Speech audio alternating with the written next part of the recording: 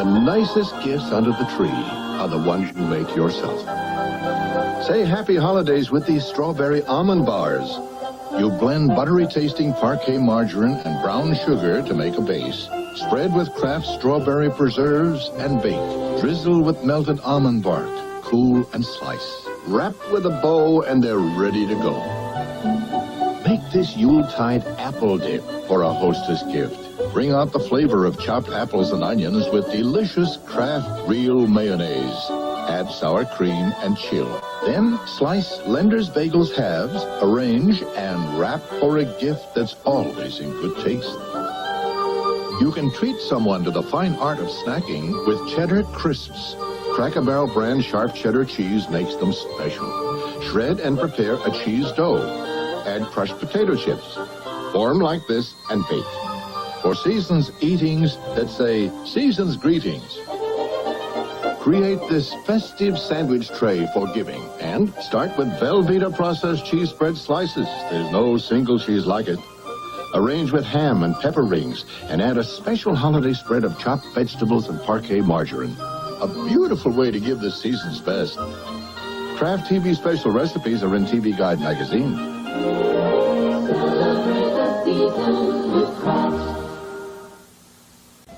Ho, ho, ho, ho, ho, ho, Crystal lovers. It's me, Cowboy Sid, and Sheeta the Red-Nosed Wonder Horse. You know what, Crystal, the spirit of Christmas giving's already started with these here free money-saving Crystal coupon books. Now, Sheila, you tell them how much they can save with each book. That's right, $5 worth of money-saving coupons, and they're free. So hurry to Crystal, where Christmas starts early. You know, the only thing that's better than a free Crystal coupon book is a white Christmas. I'll be right down. He's here. Can you help me get ready? Who gave you that? My guy. Just what I wanted. Who gave you this? My guy. Just what I wanted. Did your guy give you those shoes, too? How'd you guess? I know. It's just what I wanted. Merry Christmas. That's my guy. I want to see what Santa brought us. Wow, just what I wanted. Shh. Just what I wanted. Wow, just what I wanted.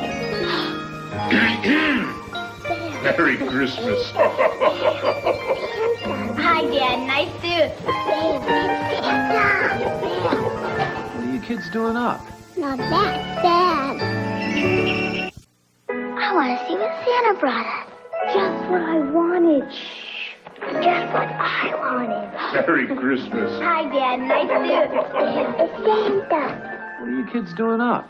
Not that bad. Just what I wanted.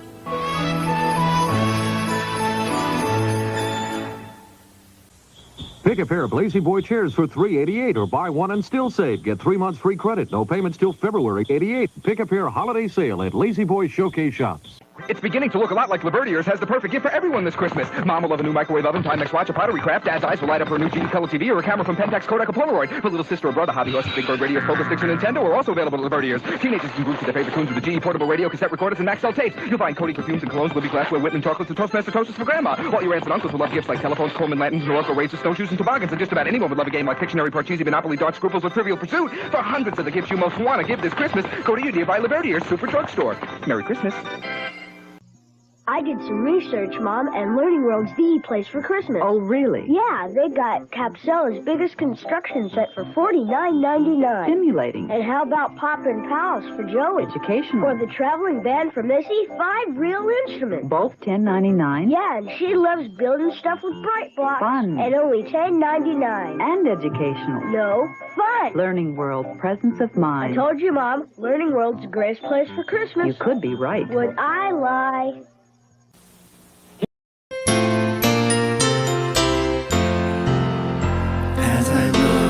This year on what old Mare did to me. Stole the fob to my Lexus SUV. As I look back this year on what old Mare said to me. Zero turtle love stole the fob to my Lexus SUV. As I look back this year on what old Mare's done to me. You have no friends, zero turtle love, stole the fob to my Lexus SUV. As I look back this year on what old Mare did to me.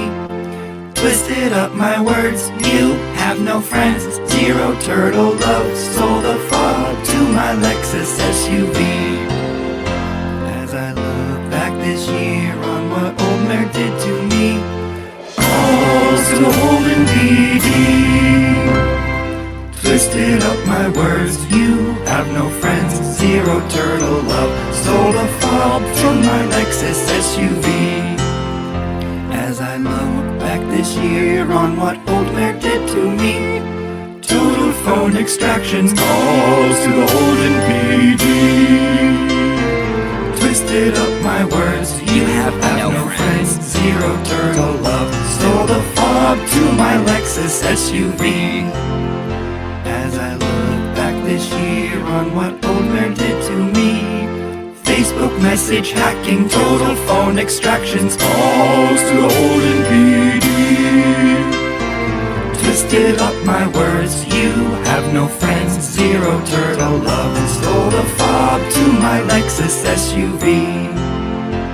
As I look back this year on what old Mare did to me. Apple Watch hijacking, Facebook message hacking, total phone extractions, calls to the Holden PD. Twisted up my words, you have no friends, zero turtle love, and stole the fob to my Lexus SUV. As I look back this year on what old Mare did to me. Really awkward sexting, Apple Watch hijacking, Facebook message hacking, total phone extractions, calls to the Holden PD.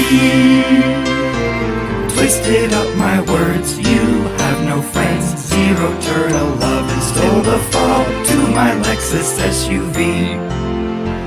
As I look back this year on what old Mare did to me. False TV reporting, really awkward sexting, Apple Watch hijacking, Facebook message hacking, total phone extractions, calls to the Holden PD. Twisted up my words, you have no friends, zero turtle love, and stole the fob to my Lexus SUV. As I look back this year on what old Mare did to me. All location sharing, false TV reporting, really awkward sexting, Apple Watch hijacking, Facebook message hacking, total phone extractions, calls to the Holden PD. Twisted up my words, you have no friends, zero turtle love, and stole the fob to my Lexus SUV. As I look back this year on what old Mare did to me. Record my mental breaking, all location sharing, false TV reporting, really awkward sexting, Apple Watch hijacking, Facebook message hacking, total phone extractions, calls to the Holden PD. Twisted up my words, you have no friends, zero turtle love, and stole the fob to my Lexus SUV.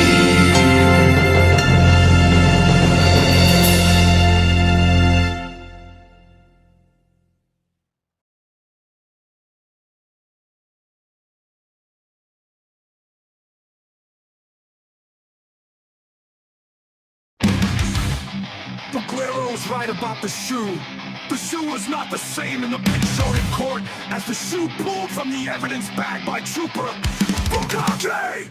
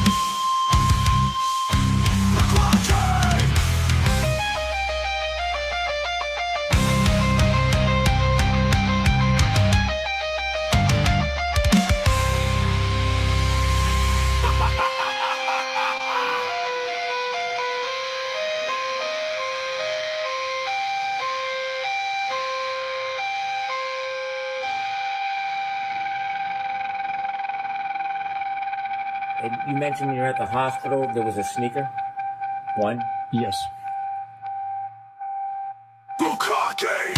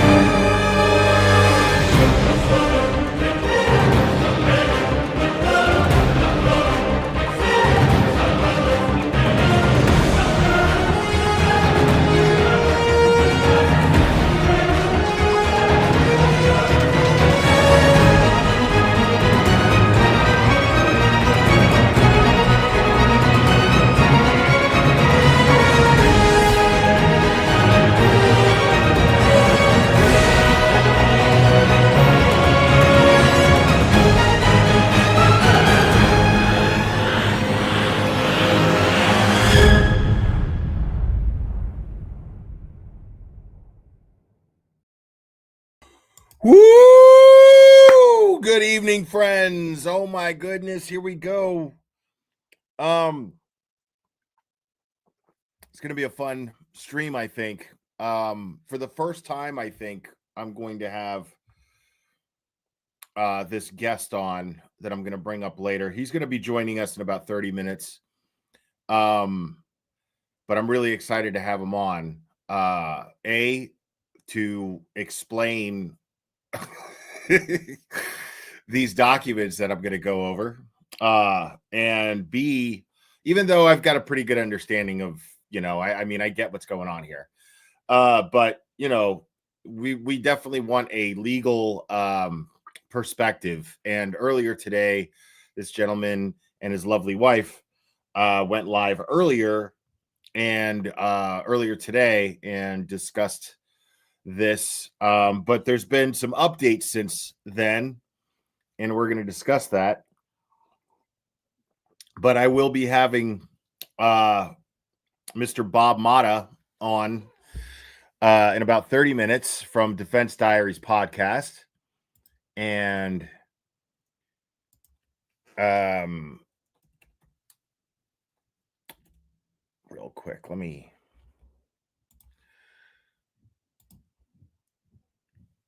you got to share these wonderful people's link here in the chat. Make sure to stop what you're doing and go subscribe to Defense Diaries podcast. It's going to be an interesting conversation because we're just going to talk, because there's other stuff I want to talk to him about that I'm excited to talk to him about. I think you guys are going to really enjoy it. Bob's an interesting guy. The fact that more people aren't talking about Defense Diaries podcasts is pretty mind-blowing to me.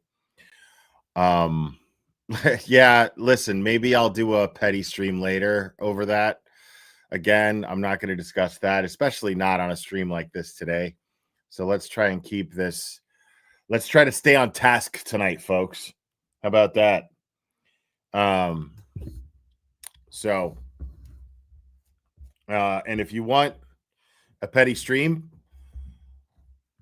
become a member, because that's what I do now. Petty streams, drama, that's all behind a paywall now. You guys got to pay for that shit. So if you guys want petty streams, you got to become members. Those are members only. That's members only content now. Exclusively members only content now. And that's how that goes.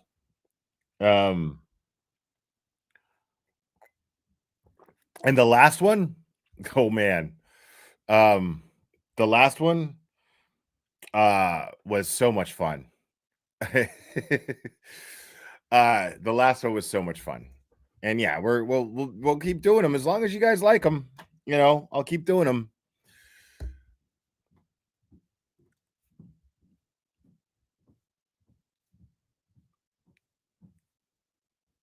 Dude, I don't know what to tell you. Let's see. Yes, and at the top of the chat, I do have Kelsey FITZSIMMONS link to her Give Send Go to help with her defense, because obviously she needs it. And we're going to discuss what's going on with her. If you guys aren't fully aware of the Kelsey FITZSIMMONS situation, she was she's an Andover police officer was an Andover police officer who ended up taking a leave of absence due to just having a baby and being diagnosed with and then she was diagnosed with postpartum depression, and then was later cleared to return to duty. And within hours of being cleared to be returned to duty, she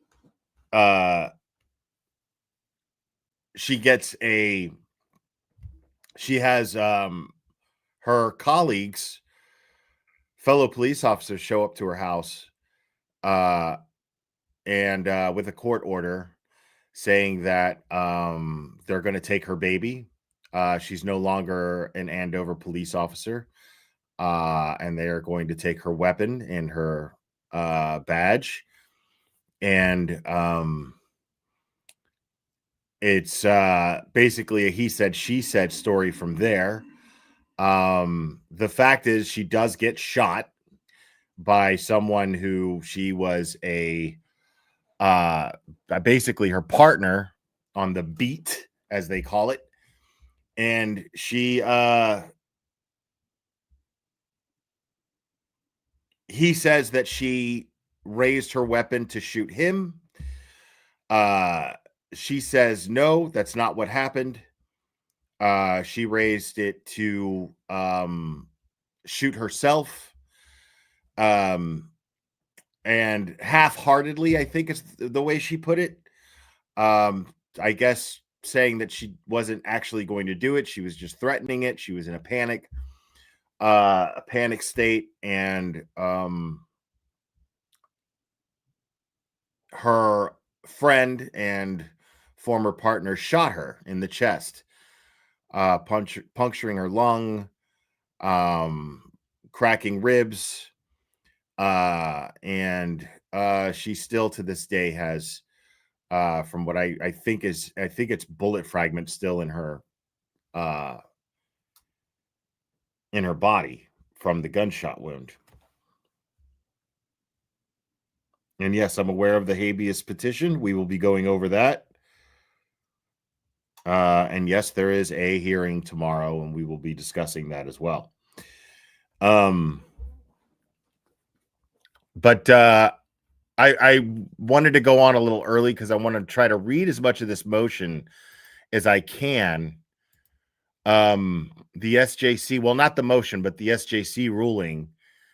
And everybody's pretty upset about this, including Turtle Boy, who has been pretty quiet about this, considering the fact that he and Kelsey have the same attorney. So I guess he just didn't want to seem biased, but I mean, there's obviously corruption going on here. Well, I don't know about corruption, but there's obviously a problem in Massachusetts. Clearly there's corruption, but I'm just not sure if this falls under that case just yet.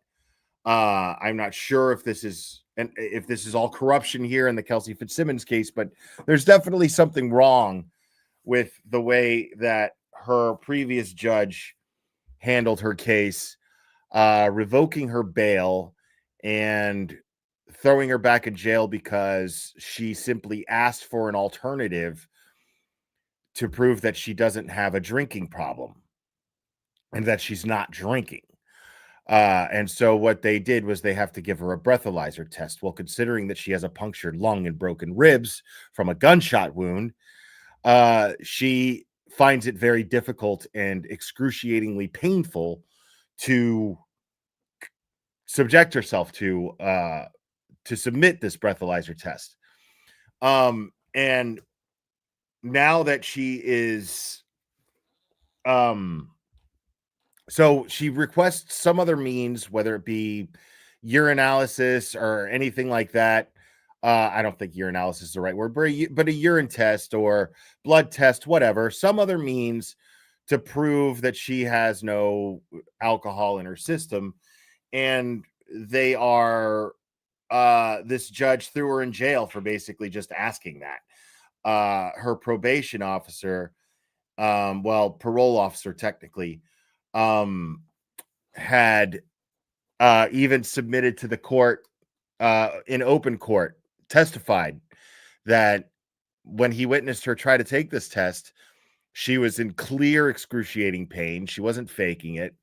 And that he was basically in support of some other means for her to be able to prove to the court and please the court that she is not drinking. And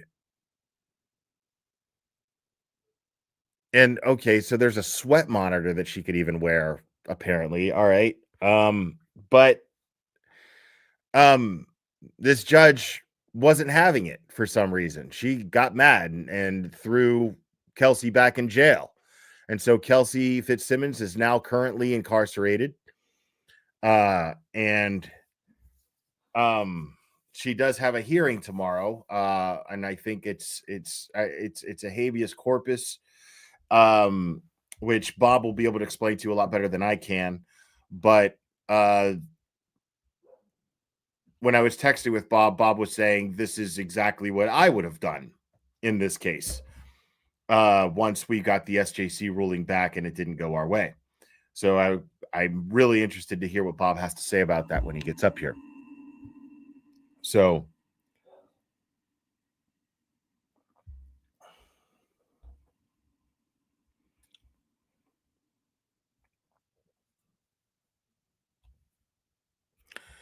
yeah, none of this makes any sense, you know? Like, they had to know that, like, this was gonna, like, this kind of thing that's happening in Massachusetts was eventually gonna get public attention. How long did they think they were gonna get away with this? And I mean, there has to be some sort of motive to keep this going.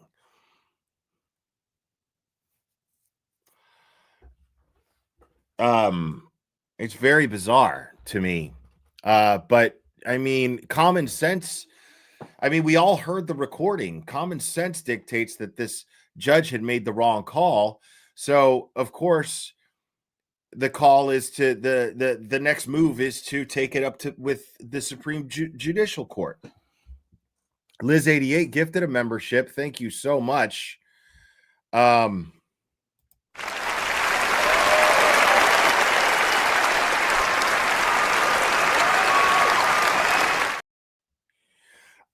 Jody Dello became a member before the stream started. Thank you, Jody Dello. Appreciate you. And yeah, then there's this whole other thing with the boyfriend. So KELSEY claims that the boyfriend, they had just attended, I think it was her bachelor or somebody's bachelorette party. I think it was hers. A bachelorette party, and I think she had a few drinks, and I don't know what happened there, but the father of the baby ghosts her, and then they're supposed to meet at a park, and instead he doesn't show up, and then she gets nailed with a TRO, keeping her from the baby. And he's also like trying to get, she's going to sell her house, and he wants to get any money that she makes off of that as child support, as a child support payment in advance, and as an advanced child support payment, which is fucking crazy. Like, he hasn't even won custody of the baby yet, and he's already filing for this. So there's a lot of stuff, because again, a lot of this stuff, I mean, for all we know, Kelsey Fitzsimmons could be a psychotic, manipulative piece of shit, for all we know. The problem is that I'm not seeing behavior from her being a psychotic, manipulative piece of shit. Now, one might argue, well, that's because she's in fucking jail. Okay. But what I'm getting is behavior of a psychotic, manipulative piece of shit from the boyfriend. I don't see anything here where he can't even so much, like, is her whole family bad? Like, why is he not allowing the child's grandparents on the maternal side to be able to visit with this baby? Why is he completely and totally alienating this child from Kelsey's entire family? Which is really, really bizarre. It's not even that bizarre. It's bizarre if you're like, oh my God, he's such a nice guy. And all of these things that he's saying is true. Well, no, that's bizarre if that's the case. This is just downright cruel if it turns out that he's a lying, manipulative piece of shit. Now, I don't know if that's the case, but I'm not getting a whole lot of indication that Kelsey's in the wrong here. And from what I know about filing orders in Massachusetts, it seems extraordinarily easy to be able to do this. Apparently, all you need is your word, and then you go in front of a judge, and then the judge takes your word for it. Which I think is absolutely fucking crazy. But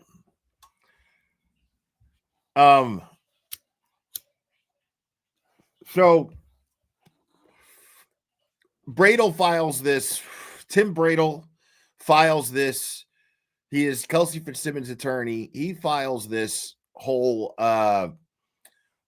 he files a motion with the SJC, hoping to overturn the other judge's decision, get her out of jail, hoping that she gets to spend the holidays with her family, even her baby, hopefully.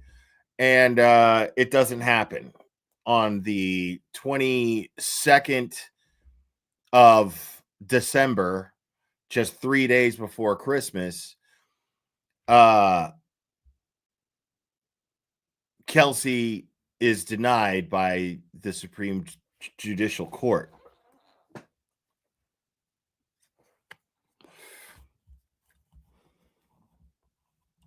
And apparently she still has to take a breathalyzer test. I'm going to go ahead and read this as quickly as I can.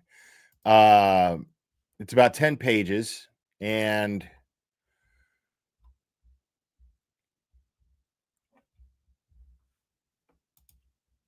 then I'm going to and then it should be around time for Bob to come around. So and join us. So it says here, the petitioner, Kelsey Fitzsimmons, appeals from the judgment of a single justice of this court denying her petition for extraordinary relief. We affirm. Fitzsimmons stands indicted in the Superior Court in Essex County on one count of assault by means of a dangerous weapon in connection with an incident in which the Commonwealth alleges that on June 30th, 2025, Fitzsimmons, who is a North Andover police officer, was served by police with an abusive prevention order. And after deceiving officers about the location of firearms in her home, she drew a firearm. Okay, hold on a second. Okay, yeah. I just wanted to make sure that it says the Commonwealth alleges. She drew her firearm, pointed it at one of the officers, and pulled the trigger. When the firearm did not discharge, Fitzsimmons allegedly attempted to rack a round of ammunition, during which time the officer twice yelled, "Kelsey, don't do it," or other words effectively instructing Fitzsimmons to drop the firearm. The officer then shot Fitzsimmons in the chest. Fitzsimmons was originally charged in the district court with 1 count of armed assault with intent to murder in violation of blah, blah, blah, and 2 counts of assault by means of dangerous weapon. Upon motion of the Commonwealth, she was held on dangerousness grounds on a petition for review. A superior court judge likewise found Fitzsimmons dangerous and ordered her detained. Jesus, man. On August 25th, 2025, Fitzsimmons was indicted in Superior Court. The grand jury declined to indict her on a charge of armed assault with intent to murder, and instead Fitzsimmons was indicted on a single charge of assault by means of a dangerous weapon. A conviction of that charge carries a state prison sentence of not more than 5 years. As it had in the district court, the Commonwealth moved for detention on the basis of dangerousness. In support of its request, the Commonwealth submitted a number of documents, including a police report detailing the June 30th shooting incident, as described supra as detailing the June 30th shooting incident, as well as an affidavit and witness statements concerning the incident and the alleged events leading to it. In one such statement, Fitzsimmons' former fiance alleged that a party on June 28th, 2025, at a party on June 28th, 2025, Fitzsimmons became intoxicated and violent, striking him multiple times and making suicidal statements and threatening statements concerning the couple's young child, all of which prompted the former fiance to seek an abuse prevention order. He also allegedly warned police that when they served the abuse prevention order on Fitzsimmons, she would attempt to kill the baby, in any officers involved, and then herself. Okay, so this is interesting. Let me give my thoughts on this before I forget. I don't want to lose my train of thought on this. I would love to know if there's a police report or a 911 call that night when Kelsey had struck and threatened everyone, struck her boyfriend, Justin, threatened everyone, including her baby, and then just went home to her baby, right? Because if I'm the dad of that baby and that happens, you're not going near my baby. You're not just going to go home and be with my baby, with my child. That's not going to happen. There's no way I'm going to let that happen. There's no way I'm going to be breathing and I let that happen. Okay? It's that simple. So I want to know if homeboy just waited and was like, oh, let me just go get a prevention order. Because he's also, I mean, he's a fireman. I'm sure he knows cops, right? He can't pull a few strings and say, hey, listen, man, my baby's in danger. I need this tonight. I need this tonight. So I want to know, is there a 911 call and is there a police report where this gentleman contacted the police and said, I need you guys to do anything that you can tonight because she's a cop and she went home and she threatened my baby. Okay. What would you do if you were me? So I want to know if that happened. And if so, where is it memorialized? Where is it memorialized? So let me continue here.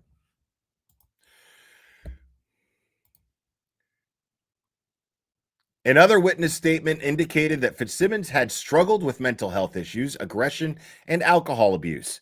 The Commonwealth also submitted this affidavit of Fitzsimmons' former fiancé in support of the abuse prevention order, which echoed the above described representations and further represented that Fitzsimmons had been sectioned in the recent past. Finally, the Commonwealth submitted an out-of-state criminal history record indicating that Fitzsimmons had been convicted in 2019 of a misdemeanor offense described in the document as intoxicated and disruptive. Okay.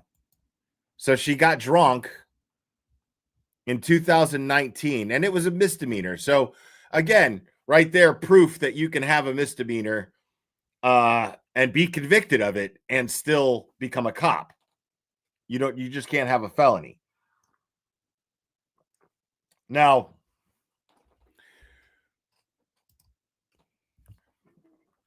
that's something that I didn't know.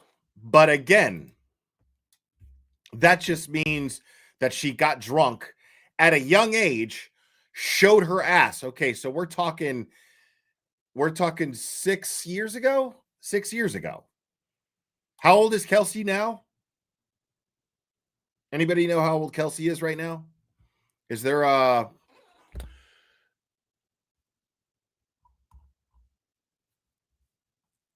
does it have her birth date here?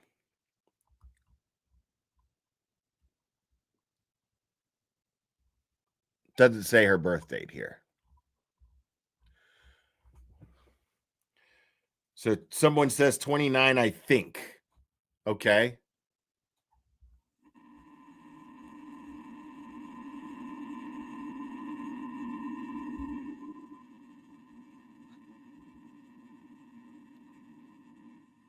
Or you think she just turned 28. Okay, so let's just say 29 for the sake of argument, right? So, I mean, she's in her early 20s, dude. You know what I'm saying? Like, okay, so she's 28 years old. So she's 22 when she gets arrested and convicted. So it's probably safe to say when she's convicted, if she's convicted at 22, I mean, it's possible that so she turned 29 in jail. She's under 30. Yes, thank you that she's under 30. Thank you for that one. I was looking for an exact age, but it's fine. It doesn't matter. I don't care at this point. It means my point being, it doesn't change my point. My point being is that she's just legally allowed to drink. Now, if she was 22, it's safe to say that she had just turned 21. I mean, she was 22 when she got convicted. The incident probably took place when she was 21 and had been legally allowed to drink and probably showed her ass. I don't know anybody who's never shown their ass at 21 when they drank. I don't know anybody.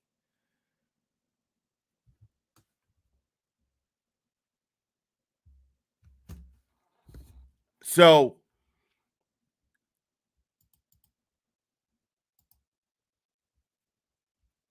I have no idea why super chats are not working.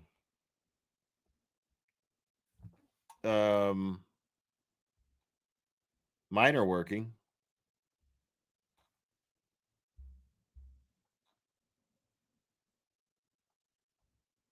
So I have no idea why super chats are not working. Which is really annoying. And yes, I'm aware 2 p.m. tomorrow, court for Kelsey. Thank you.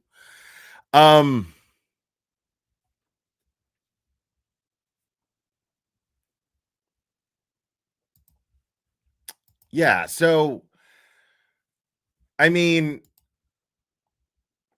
the thing is like the SJC is going to take, they're still going to look at that. Like, it's on her record. That's kind of the point of having a criminal record. Like, you and I can look at that and be like, okay, so she was young and she got drunk and whatever. So fucking what? Thank you for proving that the super chats work. 1010. I appreciate it.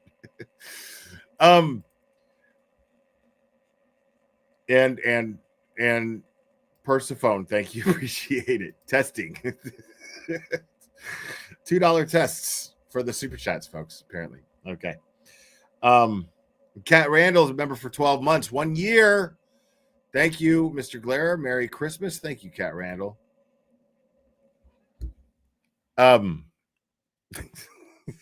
Appreciate it, guys. What's up, Sleuthy Goosey? So yeah, I mean, you and I can look at that and just be like, all right, so she got drunk at 21, maybe 22. She got drunk. So what? Who cares? Big deal. Probably acted like an asshole. Sometimes people act like an asshole when they drink, especially when they're new to drinking. That's perfectly understandable. Disruptive doesn't even mean that she was mean. Could mean that she was just disruptive, that she was just loud, and people kept telling her to shut the fuck up. And she was just obnoxious and just be like, what do you care? What do you mean? Please, people are sleeping. Listen, so I'm drunk. I'm drunk. Who gives a fuck? Blah, blah, blah, blah, blah, party. That could have been all it was. That's, wow, I'm stupid. Hold on a second. That could have been all it was.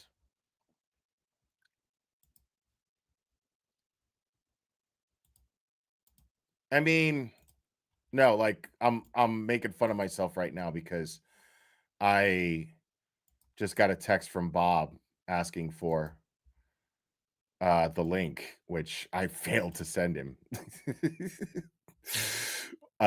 Which is, you know, it goes to show.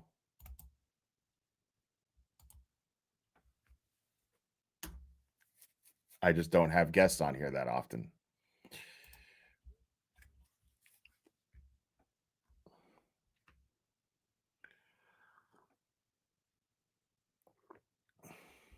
And yeah, I mean, well, that's the thing is people stop drinking for that reason, you know, most of the time. Laura, thank you so much. Thanks for the show. Thank you. Appreciate it. Yeah, so I mean, 6 years ago, and then she becomes a cop. You know, maybe she woke up, you know, and decided she wanted to do something good, constructive, give back. You know, I mean, maybe that was the one, maybe that was her wake up call. Maybe that conviction was her going, you know what? Drinking's not for me. Probably I'm not going to do that anymore.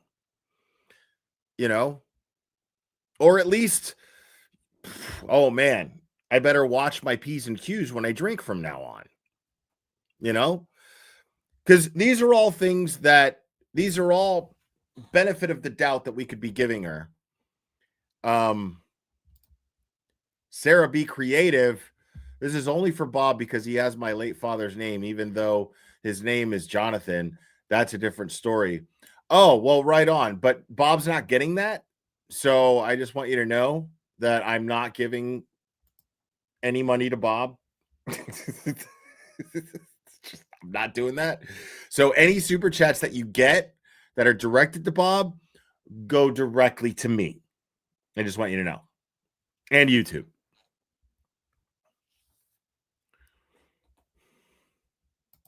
Right. And she had bail and no scram. Right. Good point. That's also very true. And her judge was Bev. Her judge was Bev.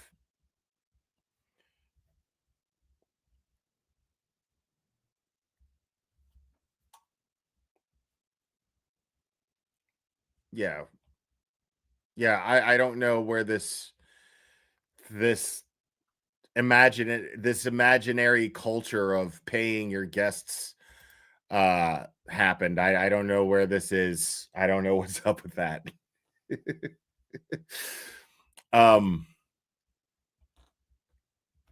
Yeah. But I've never heard of it. But if it turns out that that's how it's got to be, you know, I'll adapt.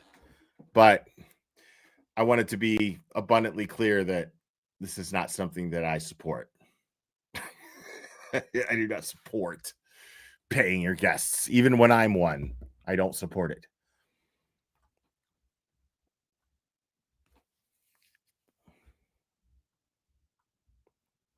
Unless it's like somebody like, you know what I mean? Like, I wouldn't pay Vinnie Politan, but, you know, I'd pay like Dan Rather, you know? But, you know what I mean? Like, yeah, it depends. It depends.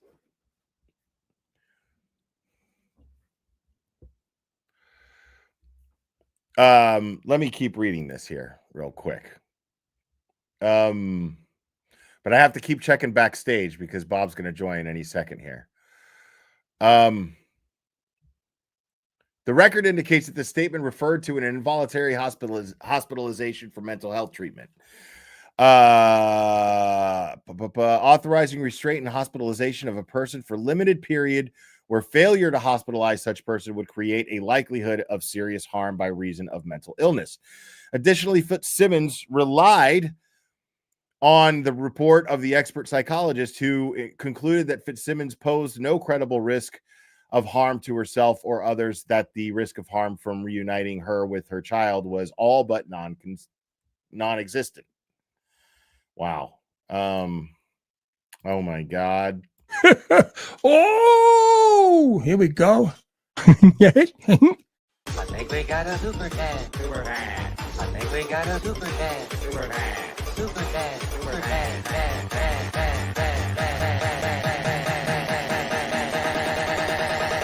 I think we got a super cat.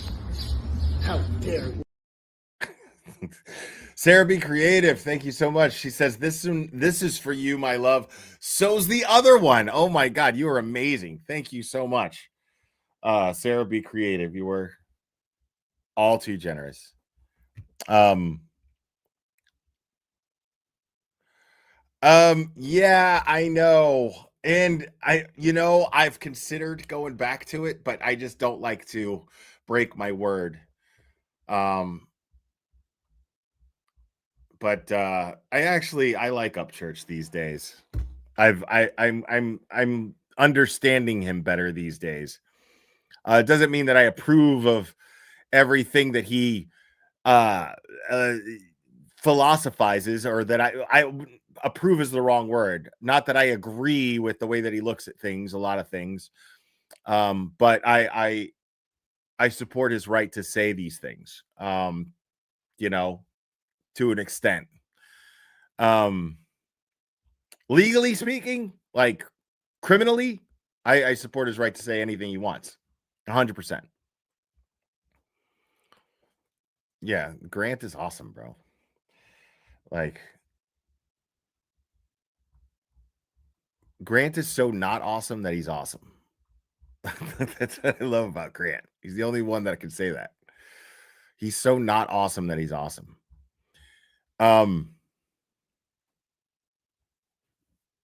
Who's Tom Gully?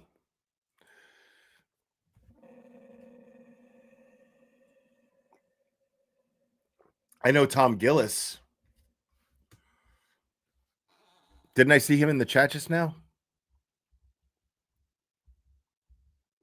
Unless I'm getting that name wrong. Who's the golf guy? Wasn't he in here? The golf instructor pro?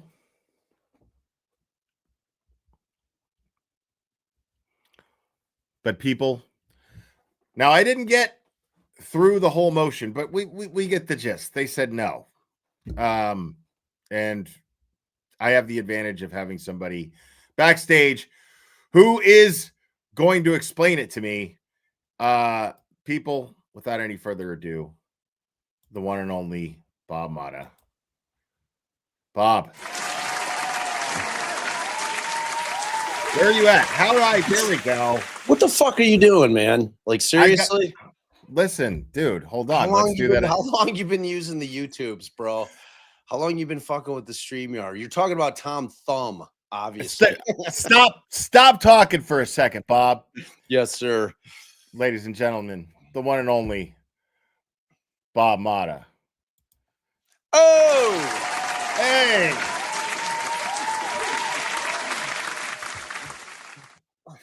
How's it going, homie? It's fucking great, dude.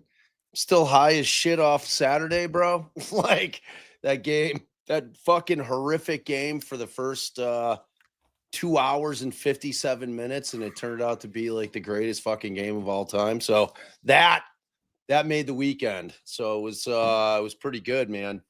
And then, you know, doing all the Christmas shit, trying to get ready.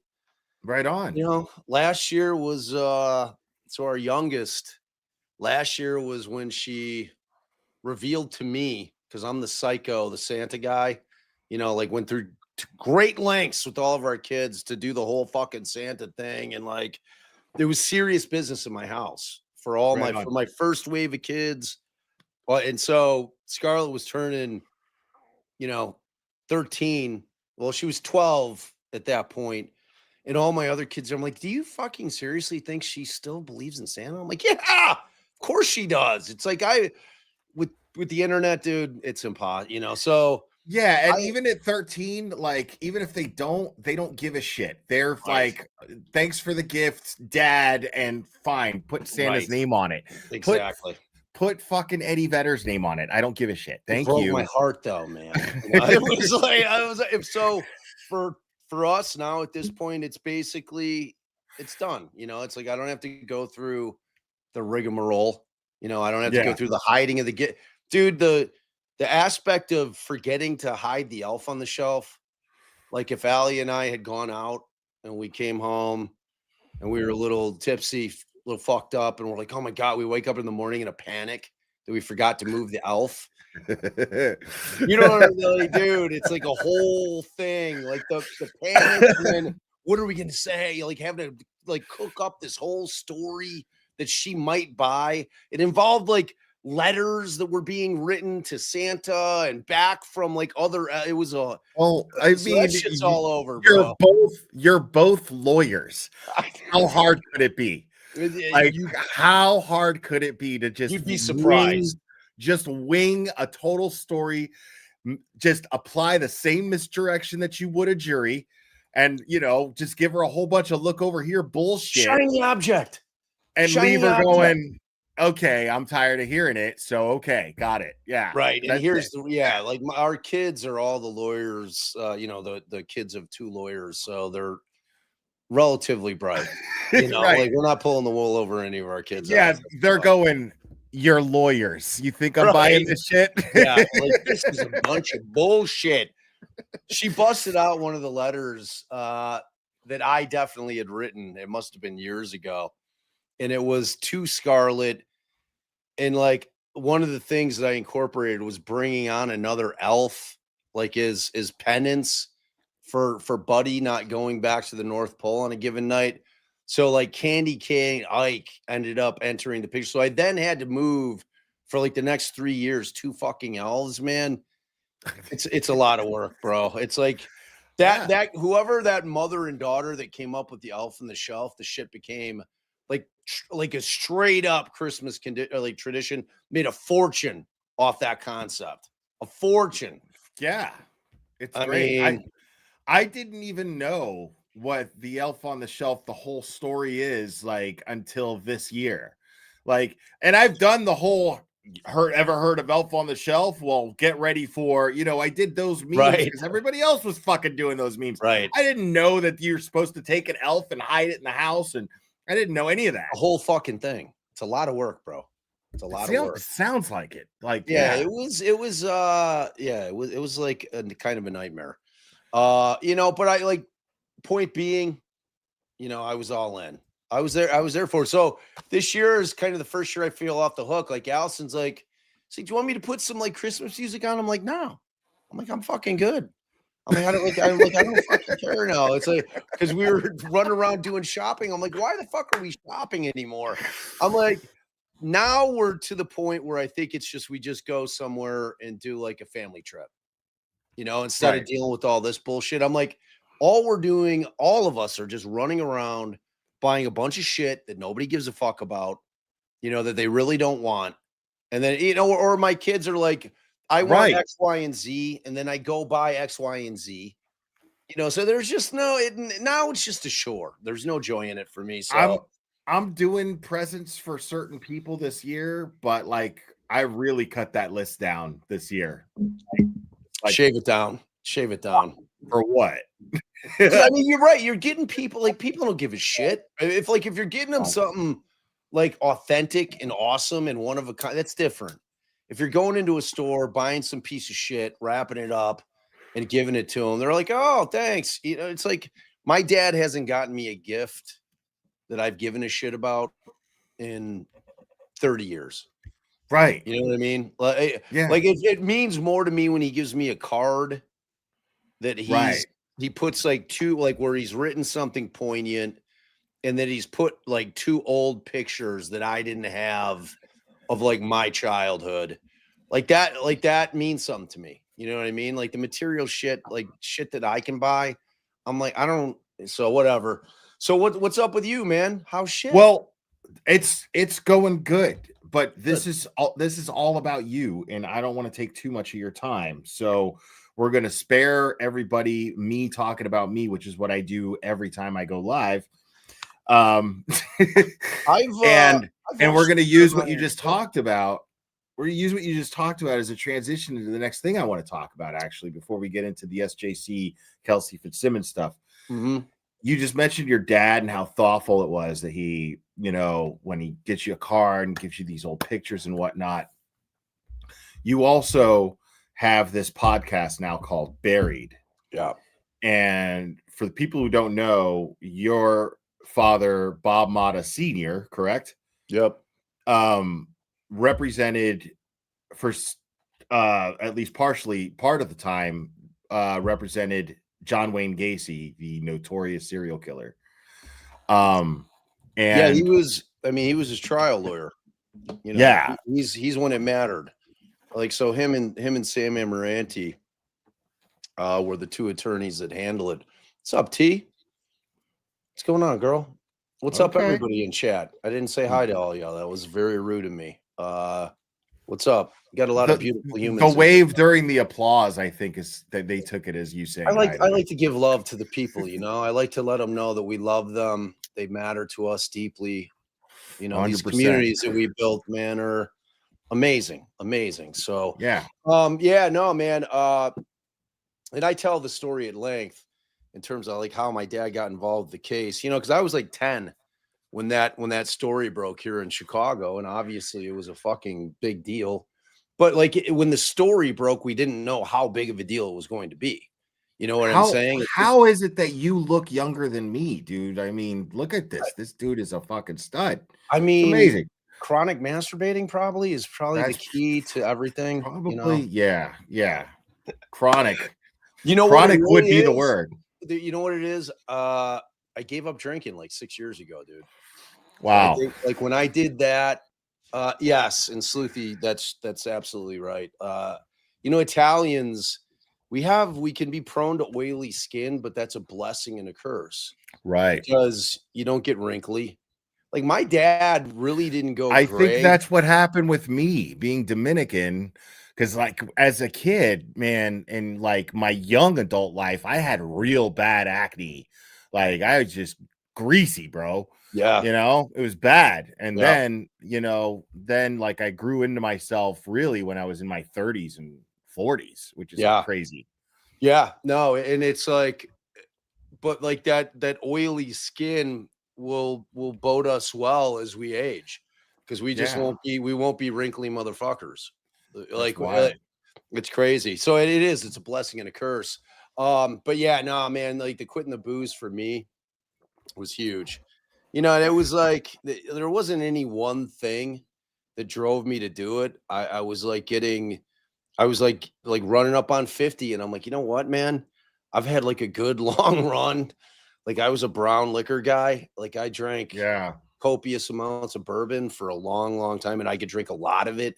Like I was that guy. I feel you, man. I feel you, dude. Like when I get to Boston, I cut loose. But when I'm here, like I'm at the gym and I'm live streaming and I'm just watching movies and chilling with my animals. But like, I mean, gummies are my thing. Like, I just kind of stay high on gummies. Yeah. But the drinking, I can't do that and be productive. You know what I mean? Dude, and like that, I can't. I 100 like I never would have started the podcast if I was still drinking. Like, there's not a Right. fucking chance in the world, because it kind of coincided with, and really, I was turning 50, and I'm like, I just wasn't feeling great. Like, not like nothing in particular. I just didn't feel good. I didn't feel, so I went to the doctor, and he's like, you know what? He's like, you need to lose some fucking weight. You're fat. And it's like, I'm not giving you high blood pressure medicine, but you're borderline. So you need to fucking change some shit. And I'm like, oh, so I left the doctor's office that day, and I'm like, you know what? I'm going to go over to Costco. And I found, like they had a case of this chicken bone broth. And I'm like, there's got to be like a fucking bone broth. Like, I can fuck with some broth, right? Like, that's something that I could do. So I'm like, there's got to be like a diet that's like surrounding bone broth. So I go out and I'm literally sitting in the car and I'm Googling, I'm like, bone broth diet. The shit pops up with this doctor, whatever. She's got a whole cookbook. It's a 21-day cleanse, where you're basically just drinking the broth. But the big thing was you had to give up booze. So no sugar, obviously. Oh, if you want to lose weight, you have to not drink. You have like, to not drink. If you're a drinker and you're like, oh, well, I'm going to fucking walk every day and I'm going to stop eating sugar. No, dude. Nope. You got to stop drinking. Yeah. Like, not you're going to never going to lose weight.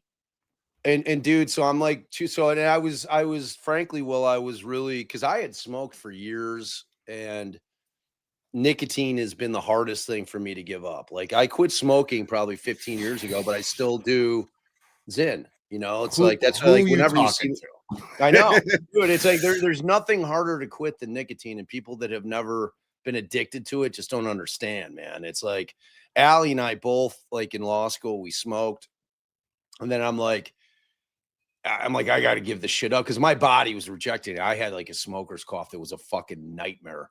It's like I was that guy in the theater that when I started laughing hard, I'd start fucking like coughing, and like people would be looking back at me like That's fucking me now. Seats, yeah. And I'm like, I got to give it up. I'm like, I have to. So I went over to vaping, which I did lose the cough, but then I'm like, man, I just like, I got to quit the vaping too. I think it's fucking with my throat. And at that point, I had started the podcast. There's no way. Like, yeah, vaping. I never. And I it can't be good for you. It can't. It can't. If every time I do it, I cough harder than if I smoke a cigarette. Right. You know what I mean? And that's just smoke, dude. Like, it's smoke. It's gross. Like, it's that's tar. It's everything. So, I mean, I've been on the pouches probably for 4 years. Like, I like the Zins. So there's no tobacco, it's straight nicotine. So you're just getting your fix. And it's like, you don't have to spit. You don't have to do any of the gross shit like you do with dip. Okay. And you're getting your shit. They've got tasty little flavors. They're discreet, except people always see me picking at my mouth. So I'm pulling a Zyn out. Like somebody in chat one time, he's like, oh, I don't know what the fuck he's doing. He's like, I'm like, calm down, dude. I'm like, just somebody gave me one of those in Boston, and I was like, nope. Yeah, dude, try like 5 minutes. I was like, nope. No, dance with it again. Dance with it to try it. Like, I probably will, because I have to quit smoking at some point. Yeah, like, you've got to. This shit's gonna literally. It's like it's just not good for you. I don't go to the doctor like unless like it's absolutely I'm like the same. I mean, unless I feel like okay, I might die. I'm the same I'm way. not going to the doctor. So I haven't been to the doctor in years. They're all fucking quacks, man. Right. Most of them.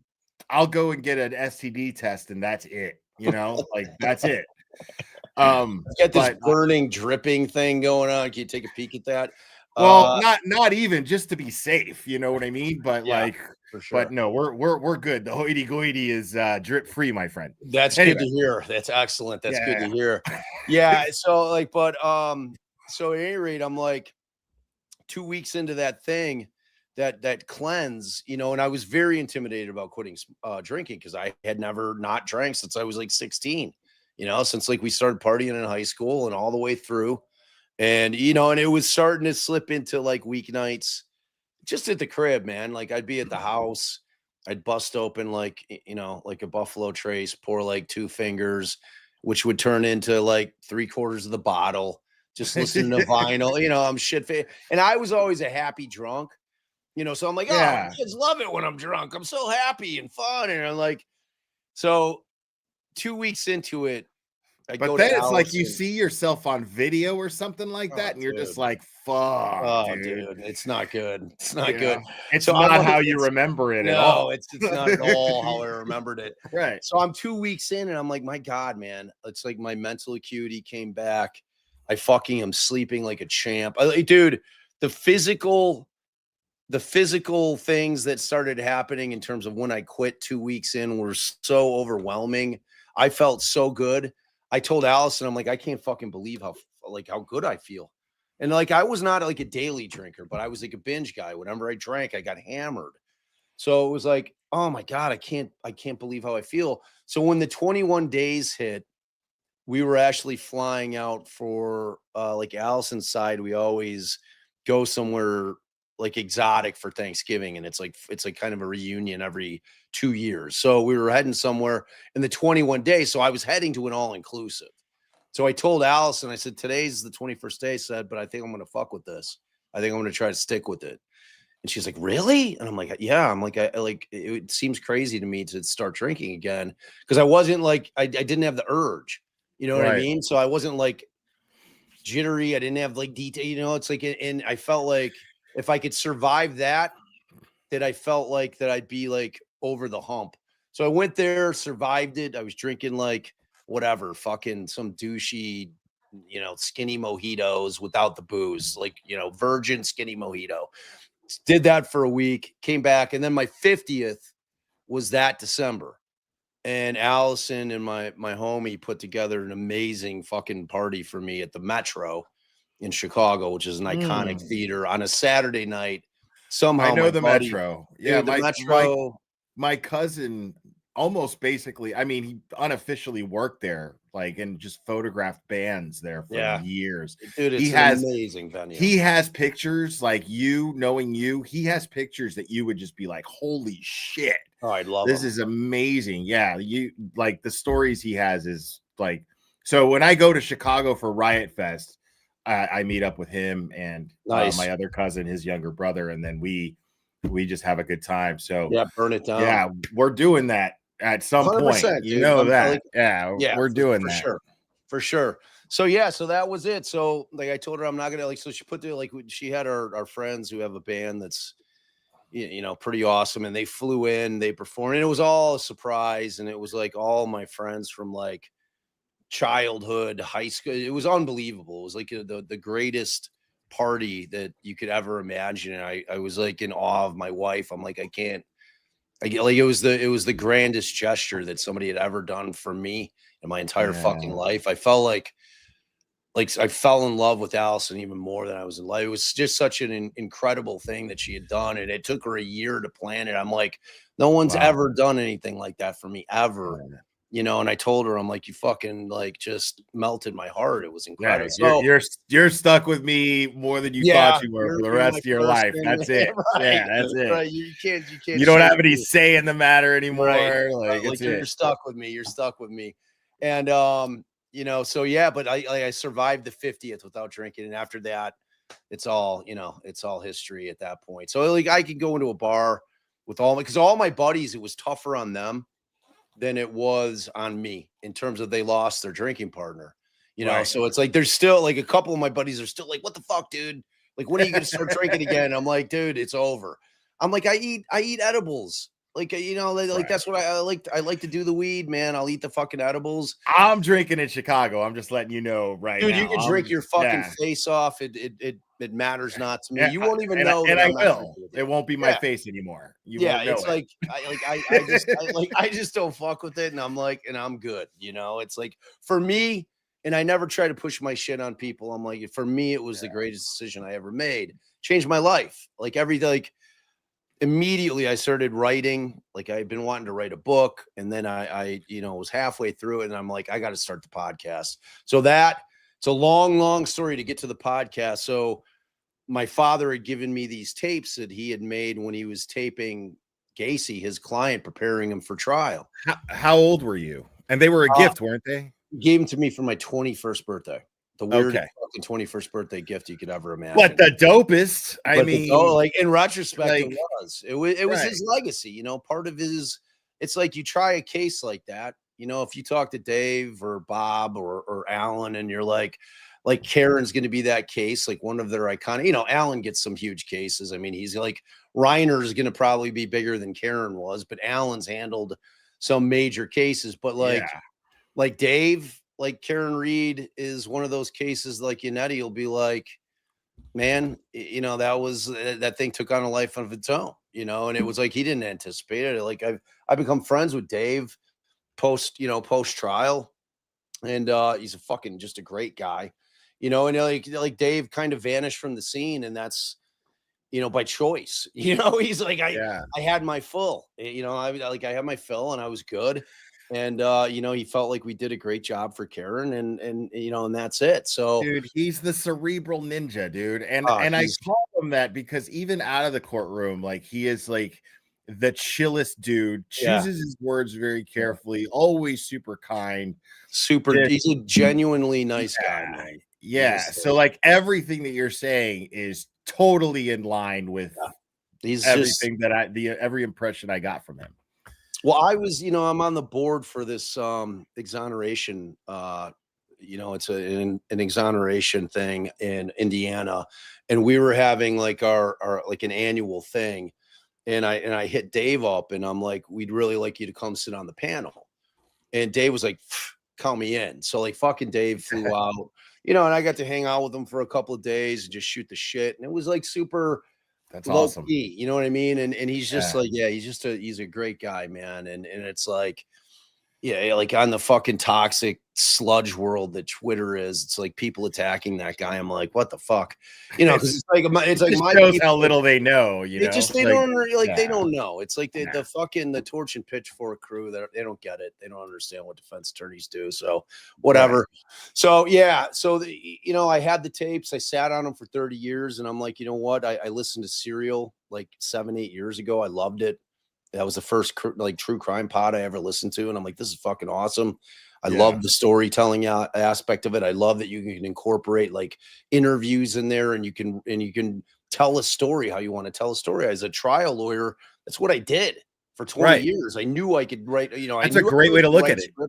It's exactly what it was. I was a storyteller, and I could write. So I knew going in, I didn't know what I was gonna do with it, though. You know what I mean? I didn't know how to structure it, and then it kind of when I started it kind of led me to the way that I wanted to write it ultimately, because it's really more like an Audible book. It's 36 episodes. It's fucking epic. I think I'll put my podcast up against, and I don't give a shit, against any other podcast that's out there. You know, I'm serious. I believe you. It's that fucking I believe good. you. It's that I fucking believe you. good. It's like, it's the best thing I've ever done professionally, and it's not close, you know, including 20 plus years of lawyering. That thing will be around on the planet long after I'm gone. And I'm really proud of the work that I did on that. And it's like the shit that I uncovered, like that was on this 40-year-old case that was like new, was mind blowing. And it was like, you know, I interviewed all the old cops. I interviewed, you know, my father, obviously, the prosecuting attorney that put him down, like all that shit. So it's an epic journey. It really is. And what I try to do is I try to teach people a little bit about the law in a way that's interesting throughout it, you know, and it's like, it's a fun ride. And Microdots wants to know where it's available. Everywhere you get your pods. Spotify, Apple, everywhere. Google Play, it's like Audible, everywhere. It's everywhere you can get your pods. So, and like we've done like kind of behind the scenes things with the first 3 episodes on our YouTube channel, where we kind of listen to the episode and then we'll pause, and then I'll tell stories about kind of like how we made it. Cause it was like, we were doing it in real time. So it's like in a week that you'd hear that we interviewed a cop, you know, it was like that week is when I had interviewed the cop, and then I'd be writing the script, doing all the research, digging through all the old police files, you know, doing all the fucking research. And then I'd record, and then we drop the episode, and it went on. Like the thing took me a year and a half to make it, you know, when we finally finished the 36th episode. And You know, it was just like when I uttered the last words in the last episode, I started weeping. It was fucking so weird. I couldn't I didn't feel it coming. You know, so I didn't realize how cathartic that thing was for me. Like I didn't realize how much that case affected my life and the fact that my father defended him and how much of an impact it had on like everything that I did throughout the next 40 years of my life. Do you have memories? I mean, were you alive when he was defending? Yeah, I was 10. Okay, so what do you remember? Is there anything that stands out as far as like a memory of your father defending him, and something that you remember happening at home or anything like that? So my parents, without to get too personal, I'm not trying to ask you. I'm an open book, dude. I talk about everything. So like when I'm 5 years old, my parents got divorced. You know, and like the only memory I have of my parents being married was me hiding under the bed while they were fucking screaming their faces off at each other. You know, it's like it was not a happy marriage. I was not at all upset when they decided to get divorced because it just wasn't a good marriage. You know, it never got physical, but they just screamed at each other constantly. You know, so they're divorced. My mom ends up getting remarried to another lawyer and a former Chicago cop who decides like when he's 40 that he wants to join the Air Force. So he up and moves us to Colorado Springs because he's going to officer candidate school. And so I'm living in Colorado when my dad lands the Gacy case. Like, and I tell this story in the first episode, I was actually back from Colorado for Christmas break because they arrested Gacy on December 20th. So I'm like sitting in my dad's shitty little 1-bedroom apartment in Oak Park with my dad, my uncle, and myself when the Gacy story breaks on the news. We're sitting there.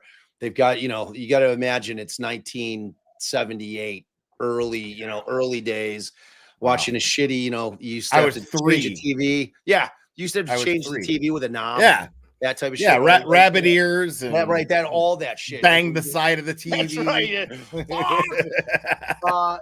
So and then they're showing it. It's like, you know, these guys are walking out of this guy's house and they're like, oh, they've uncovered a body from this house in, you know, on Summerfield, you know, in Norridge Park. And I'm like, oh, and my dad, like, so 10 minutes into these kind of interviews, this little short lawyer comes on. My dad's like, oh my God. It's like, it's Amaranti. He's like, I know him. He's like, I wonder if he's going to need help on this. And at that point, we have no idea that this guy's a serial killer. We have no idea that he had killed at least 33 kids.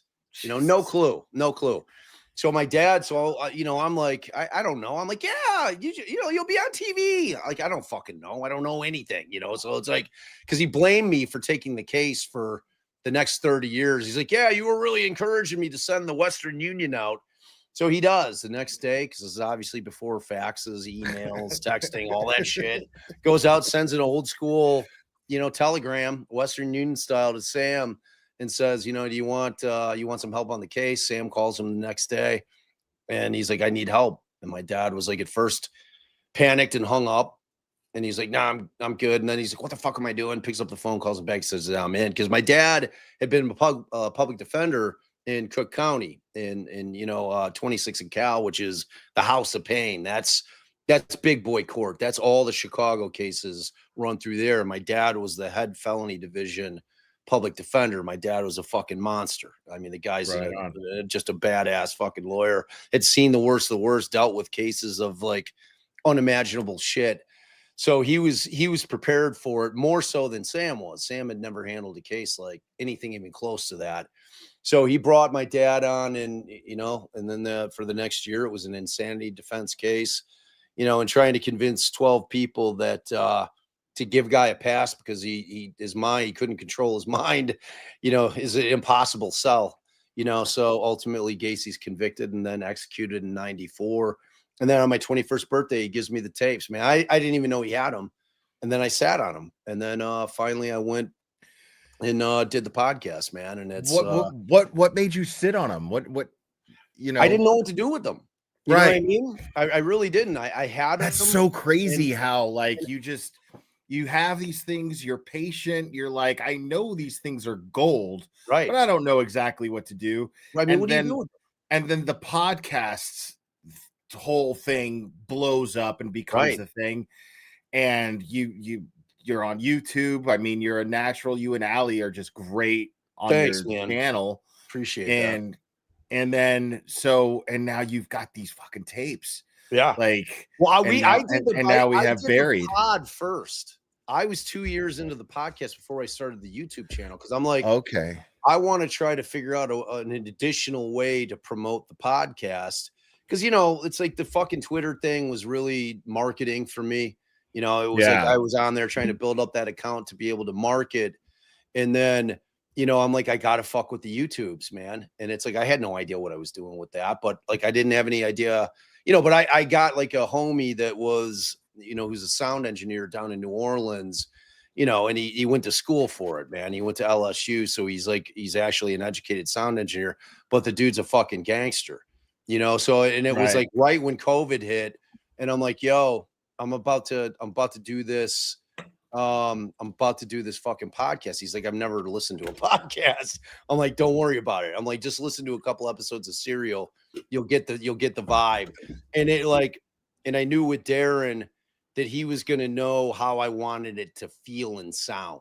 You know, I wanted it to be brooding. I wanted it to be dark. You know, I wanted that like underlay of music that's just almost subliminal, you know, and I was like, and so I didn't have to, in terms of the creative side of it, he knew how I wanted it to sound. So it's like, I didn't have to mess with that.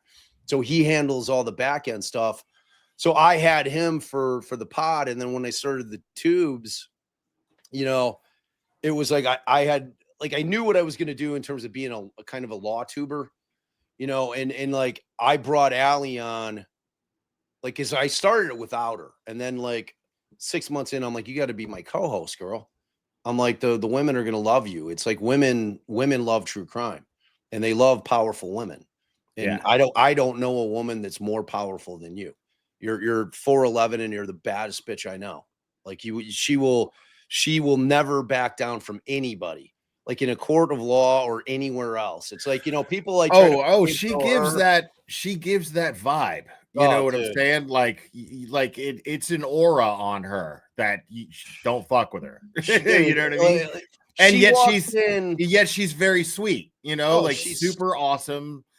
She is the most genuine, wonderful person I know. And she's the most brilliant person I know. Like, and it's like, she is, if she loves you, she is the most loyal person on the fucking planet. Like loyalty is a big thing for me. Like it just is. It's like, I live my life by that code.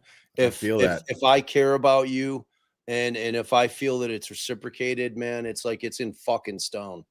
Like you know, like I am unshakable. Like all the drama shit that's been going on and the freak out, like that shit would never happen with me, with people that are fucking tight with me. And like, you know what I mean? It's like, that's not me. That's not like, I've spent my entire life being disappointed by people when they've let me down, because most people only give a fuck about themselves. And that's a fact.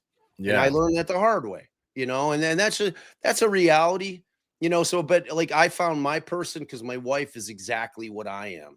You know, so it's like the two of us just kind of like, and we've been partners in everything.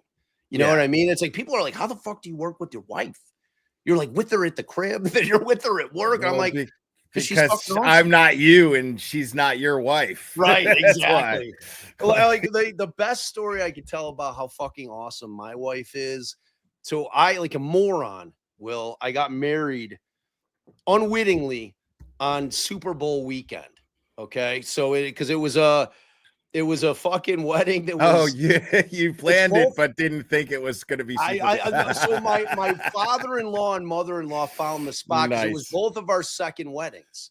So we had both been married previously. So we did one of those. What do they call it when you have people travel? Some destination wedding. So we did it down in the Keys. We got married down in Isla Mirada. And we were like, we don't know where to go. So my father-in-law found this spot. It was super dope. It was called the Chica Lodge down in Isla Mirada. And and he's like, this is the date they have. I'm like, done. So after the fucking wedding, I realized that it's on Super Bowl weekend. And I'm like, oh my God. I'm like, this is like my anniversary is going to be on Super Bowl fucking weekend. every fucking year, like or right around it. Right. And so the next year, so that was 2005. We got hitched. The next year, the fucking Bears make the Super Bowl on my first wedding anniversary. And I go to my wife and I'm like, the Bears haven't been to the bowl since 85, babe. Like, I'm like, I got to go to the fucking game. Super Bowl shuffle. I got to go. I got to go to the fucking game. It's been forever. It's been since 85. I remember that year. Like, I remember that game. I remember the hype, the fridge, Jim McMahon, all that shit. Yeah, I remember all that shit. It was amazing. So she's like, doesn't fucking bat an eye. And she's like, of course you can go on our first wedding anniversary. So it gets better because that year they're playing the bowl in Miami. So my two buddies that were my seat partners with the Bears on our season tickets, my buddy's like, you know what? I don't want to fuck with Miami. I want to go chill, like down in the Keys for a couple days before the Super Bowl. So he's like, I'm going to, and he had stood up at my wedding. He's like, so I'm going to book a place. Turns out that he books a room at the Chica Lodge. This is the fucking same place we got married. So I'm calling my wife on my first anniversary from the place we got married while I'm down there without her at the Super Bowl, and she doesn't bat an eye. And like, that's who she is in terms of, you have the wives out there that ride their men like a rented mule, and that's cool. And then you have the wives that are like Allison, who she's just an amazing person, man. I'm the luckiest fucking guy in the world. And, I wouldn't trade her in for anything, man, so that's a lot of my story. So should we talk about Kelsey instead of talking about me? Should we move on? No, yeah. I wanted to give you a chance to talk about Buried because I love that. And thank you for that. It's so important to me. Because I'm listen, it's hard for me to sit down and listen to a podcast. It has nothing to do with you. Oh, I know. I get it, dude. It's really hard for me to do that. But I am like in episode 4 now of the dramatized Peacock thing. You had the actor who played Gacy. I forget his name. I apologize. But you had him on your show. Yeah. Michael what? Chernus. He's gonna win the Emmy for that. I guarantee. Dude, he's great. Like, it's crazy. Yeah. Like, he's really disturbing. Yeah. So I'm to the point now in the story where his attorney, I forget his name, is about to bring your dad on. So, but I haven't seen the actor yet that plays him yet. But he did a good job. Like, so it was surreal to watch that with my father, because my dad lives with us now because he's old and he's alone, so obviously I'm like, you're gonna come live with me. I'm putting. He must be so proud of you. I mean, yeah, and he just to let you know how I'll never be offended that you haven't listened to the podcast. My father hasn't listened to my podcast.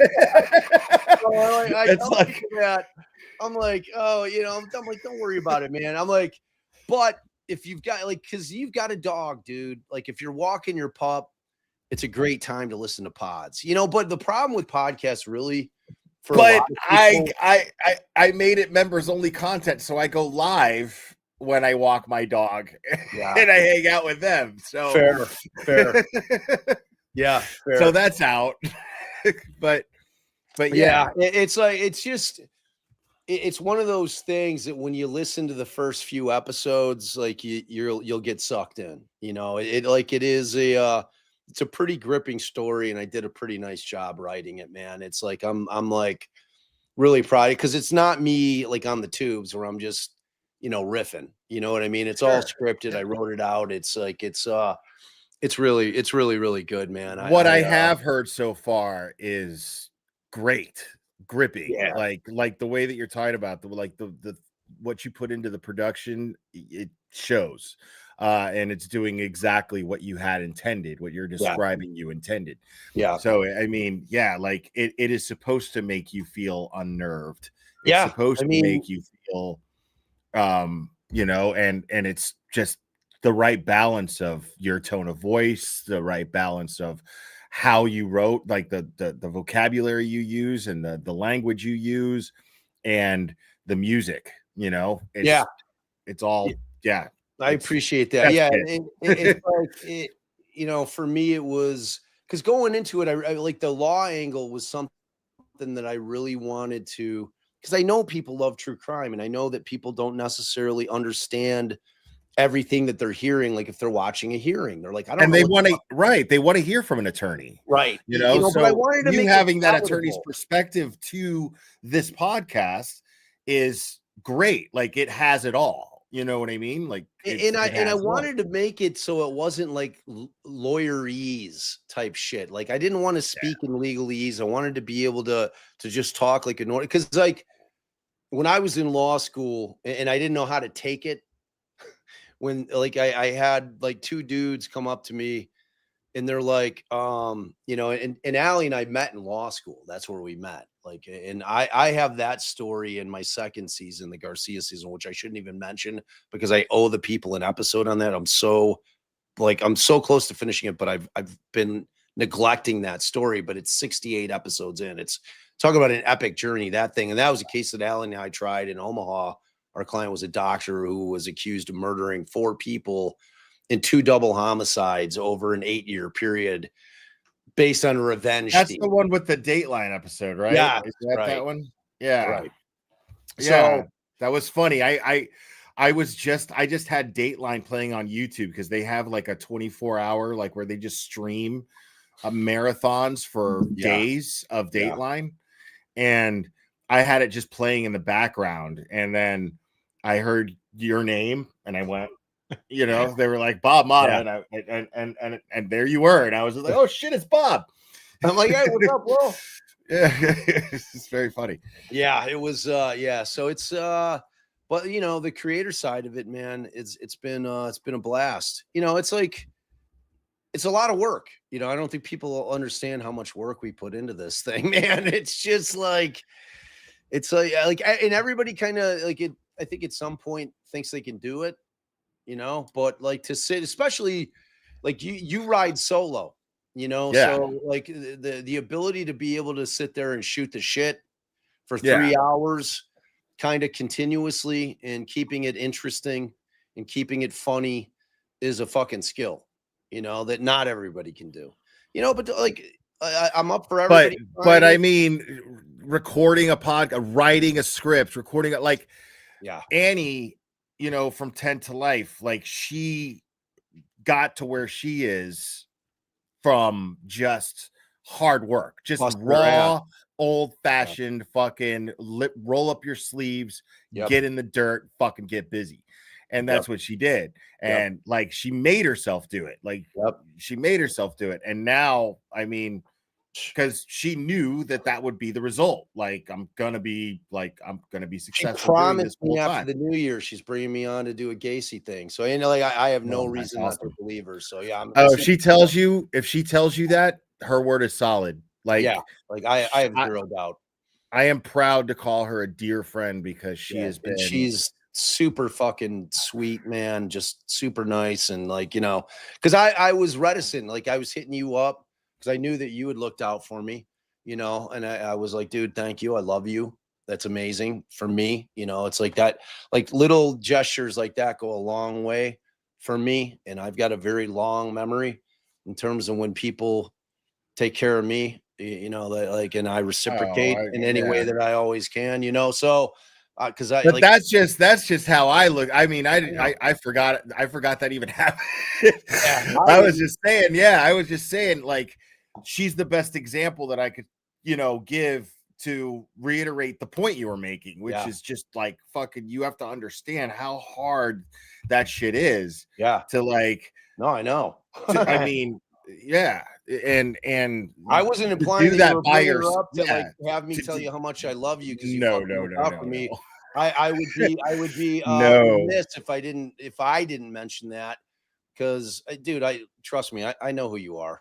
That ain't your game, bro. I know who you are, man. Like that's the thing, man. Is this experience has, you know, I'm proud to call you a friend as well because this experience, you know, this is the first time that like so many people came together with so much integrity, just and bringing their own thing to it, and just like what is going on in Massachusetts, you know what I mean, and just having that like bloodhounds, all of us, you know, and then it's just, you know, the relationships that it formed is something that I'm always going to value and treasure, like always, you know.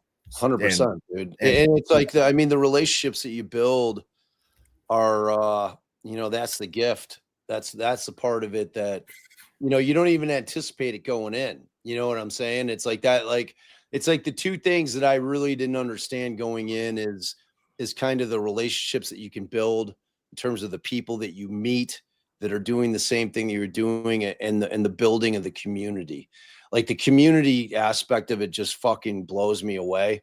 Like I love our community so much. Like those people that come in, and you have your ride or dies, you know, you have the same, you know, the people that are always there every single show that, you know, are just constantly supporting you, and you know that they're enjoying what you're doing. They're picking up what you're putting down. And it's just like, it's an amazing thing because it truly is a community. You know what I mean? It's like this. And I love that they form friendships with each other that translate to real life. It's just like the whole thing's really fucking cool, man. It just I never saw this coming. I mean, one day I'm just like, okay, somebody that I know and respect, at least their opinion, you know, says that they think this woman is innocent. I don't have anything to talk about, and I've got all of Sleuthy's. I've got the spreadsheet that Sleuthy Gucci made. And I'm like, why not just go over it live? And then here we are 2 years later. I will be the like, and Sleuthy can deny it, but she won't, because she's a straight up gangster. Like I love her. Like, so when I first kind of gotten into the Twitter world and Sleuthy, you know, she'll network. Like she'll end up like Sleuthy talks to everybody in the true crime world, man. Like in terms of being plugged in, like Sleuthy's probably the most, she's a like badass. Competitive in terms of like the amount of people that we know. Like, cause I'm pretty plugged in with like a lot of people in a lot of different areas. And like Sleuthy was like knee deep into the Koberger shit. And like, so I told Sleuthy at that point, I'm like, and I was getting worried because people were fucking coming at I don't know how she finds the time. I don't know, because she has a full-time job. She does a full-time job. She has a career. She's a mom. And she's a mom, like, and a good mom. You know what I mean? Right. I don't know how she does it. I don't know either. I honestly don't. I tell her that all the time. And I'm like, you're a badass. So I'm like, yo, I'm like, you need to quit fucking with Koberger. I think that you've like said all that you need to say on that. And I'm like begging you to come over and check out this Richard Allen case. And she did. And I knew once I got her in, and she's fucking like neat. Like once her talents get in that shit, that's it. Yeah. Oh, dude. Like, and that's why I wanted her to get in there. Because like she is just such an asset. Yeah. Like, she's so fucking smart. She's so relentless, and she just digs, man. Like you're like, she will fucking and like you said, she will put shit together in terms of anything you want, like timelines. But like her Google Drive is like one of the most incredible things you'll ever see, man. Like she's an amazing person, and like Allie and I just adore the shit out of her. So yeah, I'm like, I got her onto Richard Allen, and I'm so happy that I did. You know, because that's a case I'm very passionate about. I happen to believe that he's factually innocent. You know, people were talking about Cannoni, and I'm telling you, she does not hold a fucking candle to the fucking judge that was on that case. I'm like, I would have killed to have Cannoni. Think about that. As shitty as Cannoni was, I would have fucking killed to have that one. That's a over the bold statement, That's what I'm fucking saying, bro. Like, that is what I'm saying. So, all right, let's start talking about, like, it was started out being a really sad day in Kelsey's case, right? Because we got the denial. They affirmed the single justice's opinion, who had denied their first appeal in terms of trying to get that shit overturned. And, like my problem with it, Allie and I did a live this morning when it kind of dropped and you were in chat. So I'm like, the biggest issues I've had with that case in particular is the lack of due process in it. Because essentially what happened with KELSEY is that you had a situation where dude ran in and filed a petition, for what we call a restraining order. Okay. Right. And it's attached to it were a couple of affidavits, one from him, and I think maybe is two it others. is it as easy in Illinois to get a restraining order as it was for this guy to get?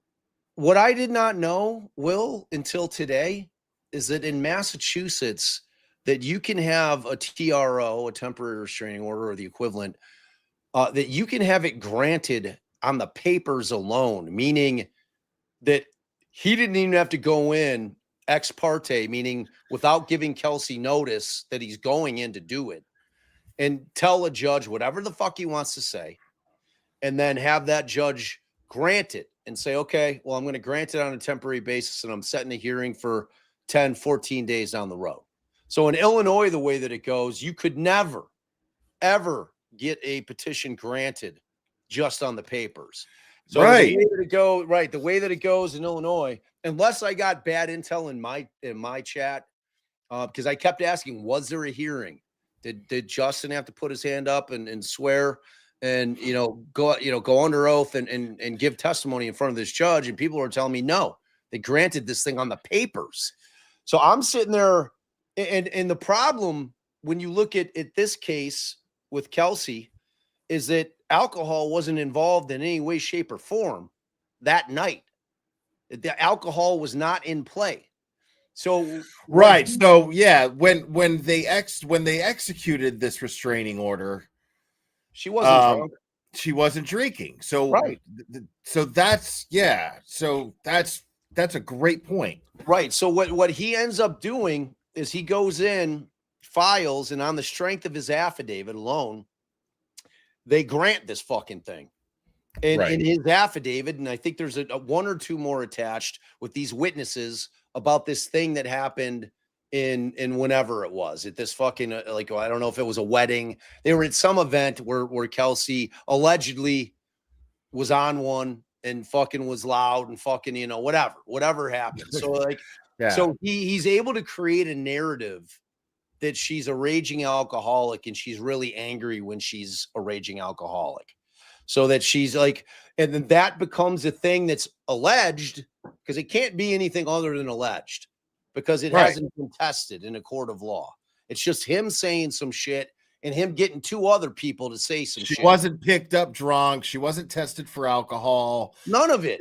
Right. So, but that becomes a key part of her conditions of bond. But based on this guy's word, him just saying words, it's like your typical Ipsy Dixit shit, the thing that Hank loved to do. I'm just saying shit. Trust me, bro. Trust me, bro. It's like, I don't need to bring an expert to explain. I just talked about that yesterday. Yeah, I'm like, just trust me. Because I'd dude, look, I got a suit on. Trust me. Right. It was that shit. In Illinois, that doesn't happen.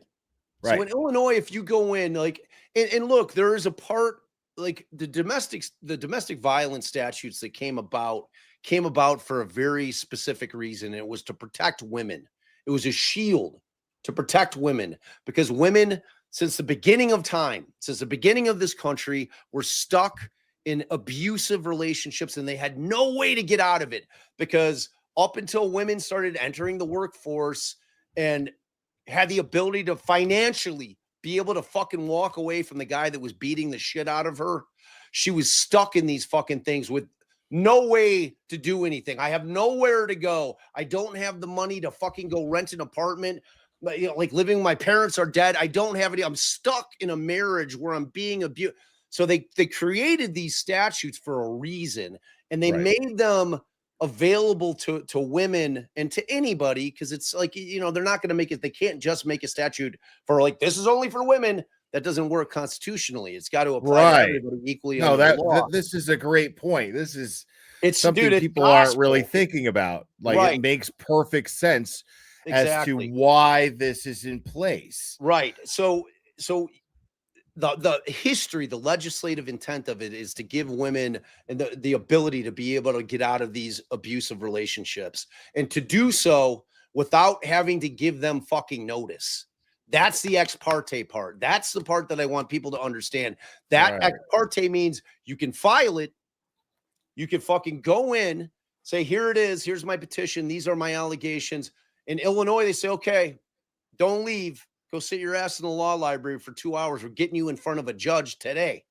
And we're gonna fucking let you have you're gonna say your piece, you're gonna be sworn in, and then the judge is gonna hear, the judge will say, okay, I'm granting it. I'm giving you the ability to get that motherfucker out of the house on a temporary basis. I'm setting it for a full hearing where he gets to come in and tell his side. Okay, so it's temporary. But the reason that they made it ex parte is because they didn't want, like, there's the problem with notice is that it gives people time. So if she goes in, for instance, and she has to give him notice of the initial filing, and he beats the shit out of her, or He can worse, kill her, or right? fucking kills her when he finds out that she went and did it, that's of no value. And what it does is it makes the woman not feel secure in being able to do it. She's going to be afraid to go file the fucking thing because she has to. So that's why they made it where it happens ex parte. And that's what happened here with Kelsey. Oh my God. This guy's such a fucking douchebag, dude. So that's like what happens with that Kelsey. is so low to manipulate that, because the nature of it, as you're explaining it, comes from a very, very great place. Right. Like it gives an emergency power to women in the most desperate of situations. Yes. And this guy totally manipulated that shit. Right. Like he found like the red tape. Right. And, You know where you see makes it me all sick the time? just thinking about it. Yeah, dude. And where you see it all the time, like, you know, because I handled a fair amount of divorces and in a ton of these. Like I would handle the hearings on restraint on TROs. You know, we'd go to full hearings, whether I was representing the wife or the whoever was hiring us. So I would come in, and you know, with that thing, I'm like, all right. Typically, if it was a situation where there was a divorce going on and there was a custody battle, and one of the parties was filing it, I'm going in asking them, like, okay, is this a maneuver? Is this a strategy move to get the fucking person out of the house? Because in Illinois, that's how it is in Georgia. Right. In Illinois, I saw this for myself. Yes, they file it strategically in order to get the fucking person out of the house, because part and parcel of being served with that order is there's a stay away order. And if the wife comes in or the girlfriend comes in and says, we're living together, this is what he's doing to me, judge says, I believe you. Here's your order. Bring it to the sheriff. They're going to serve that motherfucker. And as soon as he's served, he's got to get the fuck out.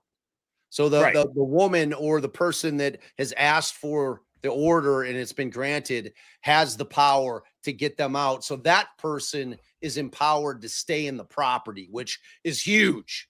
Right. And so what you see sometimes happen, because there are certainly situations where women use it as a sword as opposed to a shield, which is not its intent, but that's almost always in a strategic way in terms of a divorce situation where they want to get his ass out of the house. They want to get him away from the kids, and they want to get the advantage early on with her having sole custody of the children prior to the divorce really getting rolling. So I've seen it used that way. You know what I mean? This ain't that. You know, this like what he did in terms of, and like, it's just everything's alleged. And like this thing, because like where Kelsey's sitting, like she gets a knock on the fucking door. She has no idea that this thing's been filed, or if she's heard the word on the street. She's probably in a great mood because she just got her job back. She just got reinstated. Shit's starting to get right for her. Right. You know? It's like she's like, I'm getting my feet back on the ground. And she gets a knock on her door. This fucking guy's trying to serve. So her fucking like hair is blown straight back. Oh, yeah, I'm here to get your guns and your child. I'm here to take your entire life away. Oh, away. after you All just of it. got your All fucking of feet it. back under yourself. And, you know, so like imagine what's going through her mind that night as she's walking upstairs. Like her mind is doing like going 1,000,000 miles an hour. She's like, And what it's the her fuck is friend, happening? and it's her friend doing it. Like her Right. partner shows up, Right. and I'm here to take your kid, right, and take your badge and your gun, right. And So, that's it. the whole backstory is fucking awful. So ultimately, what ends up happening is Bradel and Coakley come in after, you know, she gets the bond, and the judge buys the bullshit about the drinking and makes her take, you know, she's got to do the breathalyzer, got to do the blowing thing, and you know, she's obviously been shot in the chest. That's probably gonna fucking hurt to try to blow into a machine in order to do your testing. She's able to get it done. She's complying, but it takes her time, you know, sometimes to get it done. And we heard that from the probation officer when he testified, you know, but the judge is adamant. It's like whatever he filed in terms of the affidavits, painting this picture of her as the dangerous drunk, the dangerous and violent drunk. The judge has bought it. Who can't even breathe. Who can't even fucking breathe. So Bradel's going in hoping, and you know, the part about Tim not being completely prepared the first time he goes in that I give him a lot of grace on is the fact that he goes in with the Commonwealth and the prosecutor saying, I'm not sweating you on this, bro. Like, that's fine. Like, if there's an alternative, we're good with it. Whatever. You know what I mean? So he's walking in the door because typically when I know I'm filing something and I give notice to the state, like I have a conversation with the prosecutor and they're either like, fuck you, I'm fighting you to the death on this shit, or they're like, we're not going to object to it. So Right. when he's told, and Bradel was told, I'm not going to object to it. And it wasn't the Commonwealth that was giving him shit. It was the fucking judge. Right. So he gets in there. He doesn't have the medical records with him because he thinks he's going in and it's going to be a non-issue. He's like, okay, the state's not like fighting me on this. I'm good to go. The judge is just going to hear it. I'll give her an alternative and we'll get you a different way to, you know, to prove up the fact that you're not drinking. And it all goes awry. Right. And as soon as it goes awry, you know, then the nightmare starts, and then she's taken into custody immediately, you know, and it's like the nightmare then begins. So what I've been saying for the past 2 months, like, so after, and Bradel's doing everything that he can to get her out, you know, I mean, it's not from a lack of effort. So like, here's where I would have swerved. And I've been saying this on my live for 2 months. And I said it again today. It's like, I was texting you. I'm like, I don't know. I'm like, Kelsey now has been in 4 going on 5 months. She's healing. I am like, and I'm thinking a month and a half ago, the first time I said this, I said, if I'm Bradel and Coakley, I'm going to my client and I'm going to visit her. And I'm saying, Kelsey, you think you could breathe in the thing again? Because if you can breathe in the thing again, I'm going to go in front of the judge and I'm going to tell her, Judge, she can comply with your original order. Can we get her out of fucking jail now, please? And easy peasy. Because I've been thinking about that too. I mean, time is going on, so I'm hoping she's getting better. You know, it's going to be easier for her to breathe at this point, hopefully. You know, but I would be on top of that, and you'd be asking, right? Hey, how are you? Like after the first thing, without hurting yourself, do you feel like you're making progress and you're breathing? You could even do better. You can have the probation guy come to the jail and do the test blow. How does that feel? Can you do this? Yes, I can. Okay, I'm going to file exactly. So, but if she's in so much pain, though, Bob, you know, that's what you're testing, Will. Like, that's why you bring the thing to the jail and you say, can you do it now?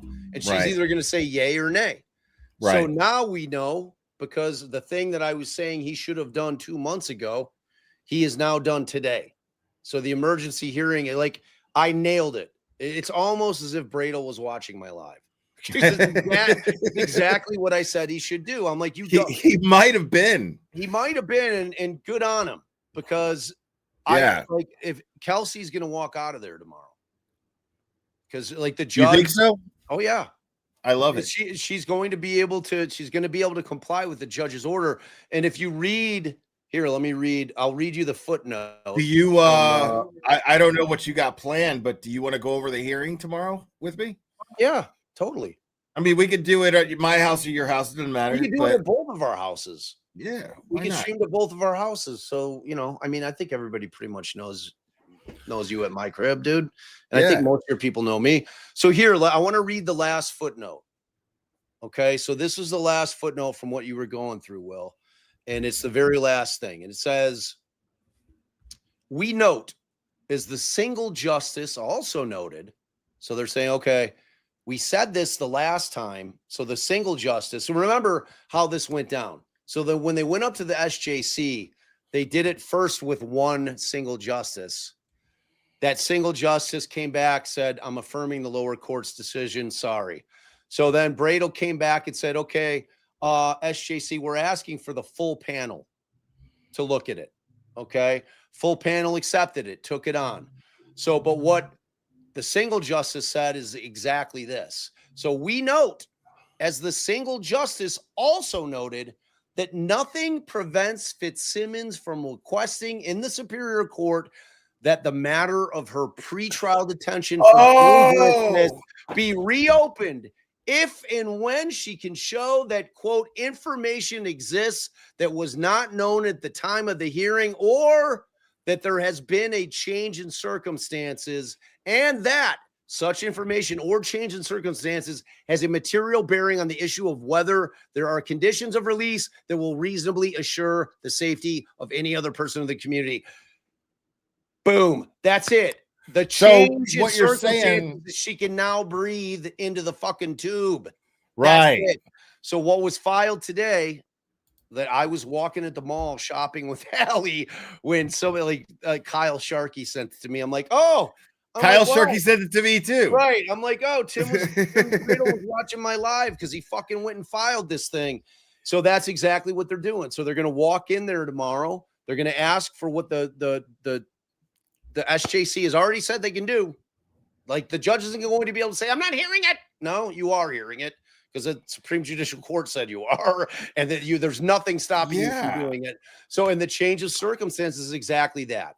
The last time they were in there, she couldn't breathe. Now she can. Now she can comply. She's gonna walk out tomorrow. If she doesn't walk out, my head will fucking explode. Right. That's just bad judging. Right. But she's gonna walk out tomorrow. Like, I'm gonna go. Yeah. Because the argument here is, so what you're saying is all Bradel has to do is go in there, point out this part of the SJC ruling, and go, okay, well, now these special circumstances that they're stating here as to why they didn't let her out. Now I can tell you, Judge, that she can do this. Right. Well, they'll have the. So if that's the reason why they denied it, then there's no reason for her not to walk out of here today. Right. Now she can comply with what the judge originally ordered, which is you're going to do the scram or you blow. That's it. So, like, they'll have the probation guy come in. Like, the whole reason her bail was revoked in the first place is no longer an issue. One reason alone. So now she can comply. It's done. It's a non-issue. Because that's why I was saying, like, so here's my only.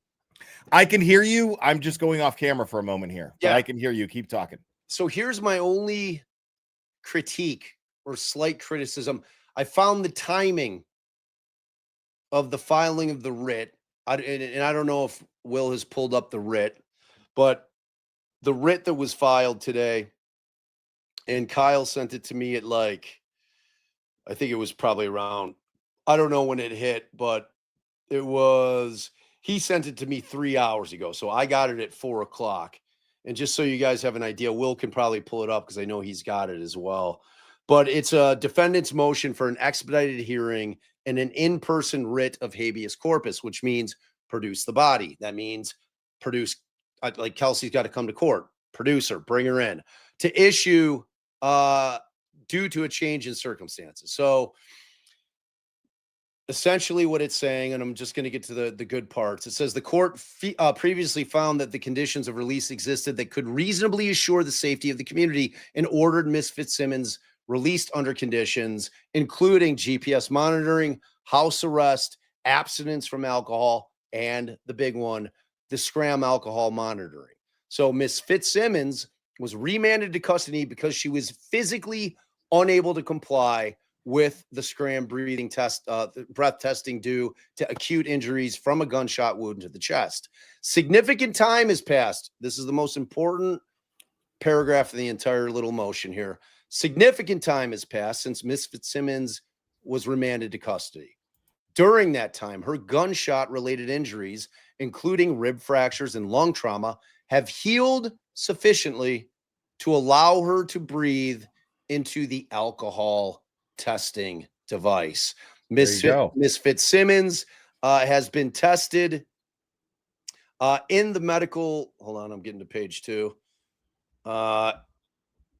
In the medical department of the correctional facility, and is now able to exhale at the average force for an individual with her demographics.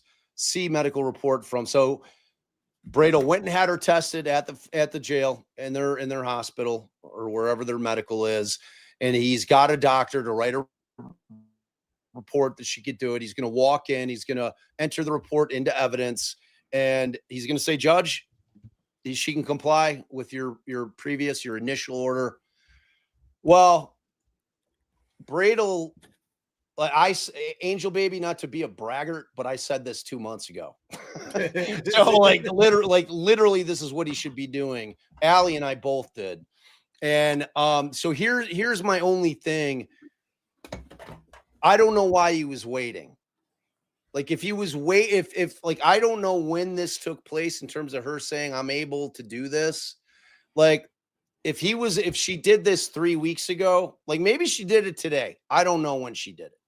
I've been saying I would have gone into my client like every week to say, are you able to do it now? We can get you out of jail. Are you able to do it now? We'll get you out of jail. Right. So I don't know when that happened. I don't know when this thing is, but the timing of this, in that it dropped the day that the fucking SJC opinion dropped. Like I don't want to think that Bradel was waiting to see what happened with that just to see if he won. I would hope not, because you want KELSEY out, right? So like hopefully the situation is that he just did it recently because it only became something that she could do recently. That's what I hope. What I'm saying is I hope that they didn't wait on filing this thing to wait to see what was going to happen with the SJC. We don't know, right? We don't know what the communications between Bradel and Coughlin and KELSEY have been. You know what I mean? So they probably have been asking her like, hey, so how do you feel? Do you feel like you can do it? And she's probably like, no, you know, but it's the only thing I can imagine. I would hope so. I mean, because Tim's a really good lawyer. You know, Tim is a really, really good lawyer. And, you know, I doubt he'd let that ball drop. You know what I mean? Like that would be like in Coakley's a good lawyer too. She's got 2 really good lawyers. So I would have to assume that. What did I say? Coughlin? I don't know. Sorry. Like, yeah, I mean, my bad. Yeah, I mean, you should be ashamed of yourself. God damn it. What's wrong with you? I don't think Coakley's going to matter. She won't care, dude. So, yeah, I mean, like, she's walking out tomorrow. Like, there's not a doubt in my mind. It's like she can do what she needed to do, and she's going to be home for Christmas. So that's great news for her. You know, the next step. I feel like I take so much comfort in hearing you say that, right? Because, you know what you're talking about, and it's the most positive thing in the world. But considering, and I think I speak for a lot of people in the chat right now, considering what she's already been through and how little any of this has made any sense, it's hard for me to get my hopes too high. You know what I mean? Like, it's just so hard. I read you the language. Like, no, you're right. Like, in theory, you're absolutely right. There's absolutely no reason. Right. She's gonna have to follow the law. I mean, if she denies it, this is like an immediate turnaround back to the SJC and say, like, she's ignoring your order because you've ordered it. That, like, she can't. She told her, like, there's nothing. It says as plain as day. There's nothing stopping them from coming in as long as she can now comply. She's good to go. So I saw somebody in the chat saying that that the lower court may have lost jurisdiction. I don't know who said that, but if it's me and I know that she could do it, I'm withdrawing the appeal. Like whatever I need to do like if they have lost jurisdiction, because it's like, because a lot, like typically when you appeal something, like if you do what they call an interlocutory appeal, like during a trial, you'll lose, the lower court loses jurisdiction while it's at the appellate court level. But if I'm like, okay, well, I'm going to go ahead and even though I know I've briefed it and I know that your honors have spent time on it, I'm withdrawing it because I now know that my client is capable of doing it. You know, and we already know from the single justice had said the exact same shit when her opinion came down.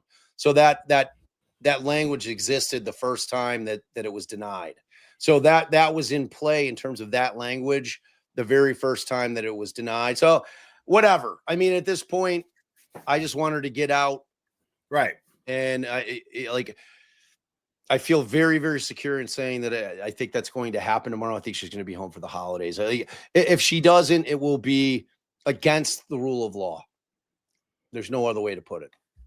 And whether or not she gets to see her baby is a family court issue. It has nothing to do with this.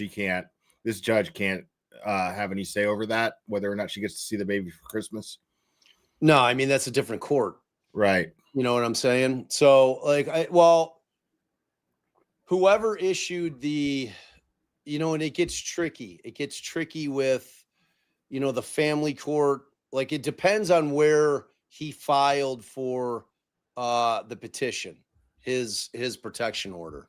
So I don't know where that was. If that was in family court, like a lot of times, because they weren't married, so typically what happens with that is when they're going through a custody battle, when you share a kid and you're not married, the presumption that it's your child doesn't exist automatically. So it's different because usually what they do is when an OP takes place and there's either a divorce happening or a custody battle happening, they'll merge the cases together. So the OP will be with the same judge that's handling the custody issues, right? Which is not always what you want. You know what I mean? Because like that is going to have a tendency to sway a judge one way or another when they're hearing the allegations in the OP because you don't want them necessarily making every decision they're going to make with respect to the custody with that shit churning through their head. You know what I'm saying? So no, it's not going to be the criminal judge won't have any impact on whether or not. Yeah, the hope is that this guy will be a fucking reasonable human being. Like there's no reason she can't have supervised visitation with her child. It's fucking outrageous if he doesn't. I don't, and it's going to look bad on him ultimately too in family court, right? I mean, in theory, if it's coming off like he won't even budge on supervised visits, it totally could be argued that he is that he's engaging in parental alienation here. So that would look bad, ultimately in a custody fight. No, I mean, it certainly could. I mean, ultimately, so common sense investigator saying, no, Bob, he won't even allow the grandparents to see him. He's a douche. That is incredibly douchey. Right. There's no reason for that. There's that's fucking repugnant. Right. I am a grandparent. I'm a young grandparent, but like our son just like gave us our first grandchild. She's wow, one. awesome. Like that concept, dude. It's right. Like what? Like that would be me driving screams you being an asshole. Yeah, dude. Like I'd be driving over to this fucking guy and I'd be like, "Are you fucking kidding me? Like, what the fuck is wrong with you, dude? Like, why are you being such a dick?" It's like whatever issues you have with Kelsey, whatever. I understand that'll get hashed out in the courts. As far as I'm concerned, you're denying that child from seeing his fucking blood. Right. Any loving father is going to want as much family around that child as possible. Dude, you are doing a massive disservice to that child. Like, the one thing I would always tell parents that were in the middle of divorce, and it was the first thing if there were children involved in the divorce, I'm like, you need to act like a fucking grown-up because you're going to survive this divorce. I promise you. I know it hurts right now. I know that you're in fucking pain. I get all that. But you need to think of your children first and foremost, and that's it. It's like, and I'm telling you, you are my client. but I'm telling you flat out, I care about your children more than I care about you because you're an adult. You're a fucking grown up. You're going to survive this. You will. I promise you. I'll see to it. You're going to get treated equally in this divorce. You're going to survive it. You'll get over the pain of the relationship ending. But your children, don't be a fucking asshole. Make it as easy on your children as you can. And some people just are not capable of doing it. Like, because I had that kind of real shit conversation with my clients every single time. I'm like, the harder you make it on each other is making it 10 times as hard on your kids. Yeah, do not talk shit. I don't give a shit how much you hate that fucking other person. That person may be the biggest piece of shit on the planet. Don't ever tell your kids that, because that dude's blood or that woman's blood courses through their veins. If you don't think that they're feeling that deep in the terms of like, well, that's my fucking and you mom, just parent, or man. my Yeah, dad. if they suck, you just parent the kid through it, man. You know what I'm saying? Like, if they're obviously damaging to the kid, okay, you keep them away. That's a different but thing. I'm saying if Right.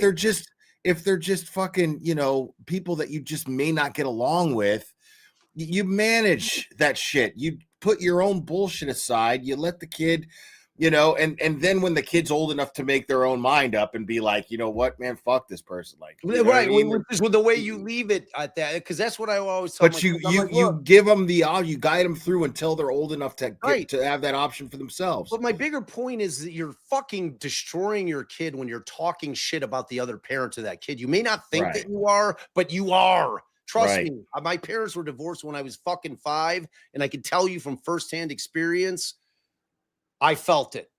My mom couldn't have, she hated my father. She talked shit about my dad constantly in front of me. And what it did is it pushed me closer to my dad, because I'm like, you realize that, like, my blood, I'm like half that dude, right? Like, I was old enough to know that. I'm like, you're like, so in order to do what's in the best interest of your children, you just fucking, you fake it until you make it. Right. And like you said, they're going to realize if like that dude, you're just going to have to eat the dick, man. Right. Like, you know, find a buddy that you can bitch to about your marriage if you have to. Kids are going to figure it out on their own, bro. Right. They don't have, like, they're just going to, kids are very intuitive. They're small humans, but they're just as smart as we are, man. It's just a learning curve for them. But I mean, this baby's an infant. This baby's an infant, and you know, it could be very easy. When the baby gets older, you can see where this thing's going. You know what I'm saying? Like, this guy's running moves. Like, this guy's trying to keep, like, her out of his life or out of the baby's life, permanent style, and take her for everything she's got in the process. Right? Like, that is crazy. That you that mean when he's trying to sell the fucking house? Right. That's wild, dude. Like, for child support when he hasn't even filed for custody yet. Yeah, it's insane. Know, like, that's crazy. It's insane. It's fucking insane. It's just shitty. It is. You know, if like Kelsey's going through something, like, you know, like legitimately, like, we know she had PTSD. We know that. You know, we know we also know that she was, you know, coming out of the fucking pregnancy, she was feeling it. Like, you're not in a good, you know what I mean? And it's like that postpartum shit's real. It is. You know, like, fucking real. You know, and it's like, to be ignorant to that completely, and to be just so unkind to not acknowledge that that's existing with the person that is going to be in your life, like it or not, for the rest of your fucking life, because that's how that shit works, bro. That's how it is, dude. It's like, it doesn't stop at 18. That's the kid's mom, and it is what it is, dude. Like, you do what you can. The kid can't even walk yet, can't even eat solid food yet. And you're not even trying to manage a relationship between this mother and its child. You know what I mean? Like, that is your responsibility to do so until you can't anymore. 100%. You know, like, that is crazy to me that I mean, that's telling in and of itself. And it shows a lack of a paternal instinct as well. Totally. You know, because if you have this natural paternal instinct, then what you're going to do is you're going to look out for the interest of the child, and this child's mother is of this child's interest. Dude, no child. So I am like in stone on this. Like children of a tender age in Illinois is, county by county, like, and I consider tender age to be, toddlers 3 to 4 years old. They need to be with their mom. Yeah. Infants need to be with their mother. If it's a situation where unfortunately you're getting divorced and or you're not in a marital relationship and it breaks up, that child needs to be with their mom. Like through breast, like all the breastfeeding, obviously, but up until 3, a child, a baby, a toddler, they need their mother. They need that material. Like there is no substitute for it. Right. That is not Agreed. the inclusion of dad, but in terms of who needs to be with that child constantly and the most is the mom. Period. Right. And when they're that is fucking toddlers, nature, bro. agreed. Like you could just watch wild animals. Yeah. And fucking know, like, who have no law. Right. Who Right. know how shit should be. Right. I mean, Period. you when they're toddlers up until they're preteens, you're teaching them, like, the mom is teaching them kindness, traditionally and old-fashioned speaking. I'm not saying this is how it has to be, but traditionally speaking, generally how it used to be is the mom's role is to teach the child kindness. The father's role is to teach him not to be an asshole. And then from preteens to teenagers, you're teaching them how to be independent. You know what I mean? Yeah, no, in a perfect world. So I'm talking from like, 1 it's to 3. obviously not that simple, but I'm saying that's the blueprint. But you're right. You know what I mean? That's the right. blueprint. You're absolutely, but from 1 to 3, the kid that maternally for the nurturing aspect, the child, and obviously if you've got a mom that's not fit, we're not talking about that. I'm talking about fit parents here. Like my premise is with two fit parents. Okay. Right. In a relationship where a child needs to be with the mother because the mother is the nurturer. You need the Period. mom. End of conversation. Yeah. And I'll say it again. Look at what wild animals do.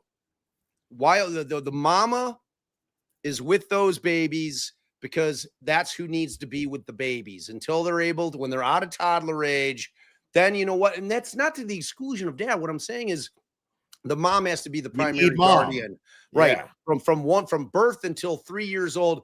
Give dad overnights if you're and dad can do it if he has to. Yeah. If he has to, but it's under the only circumstances in which that he seems to have manipulated and lied about, which is that she's a danger to the child.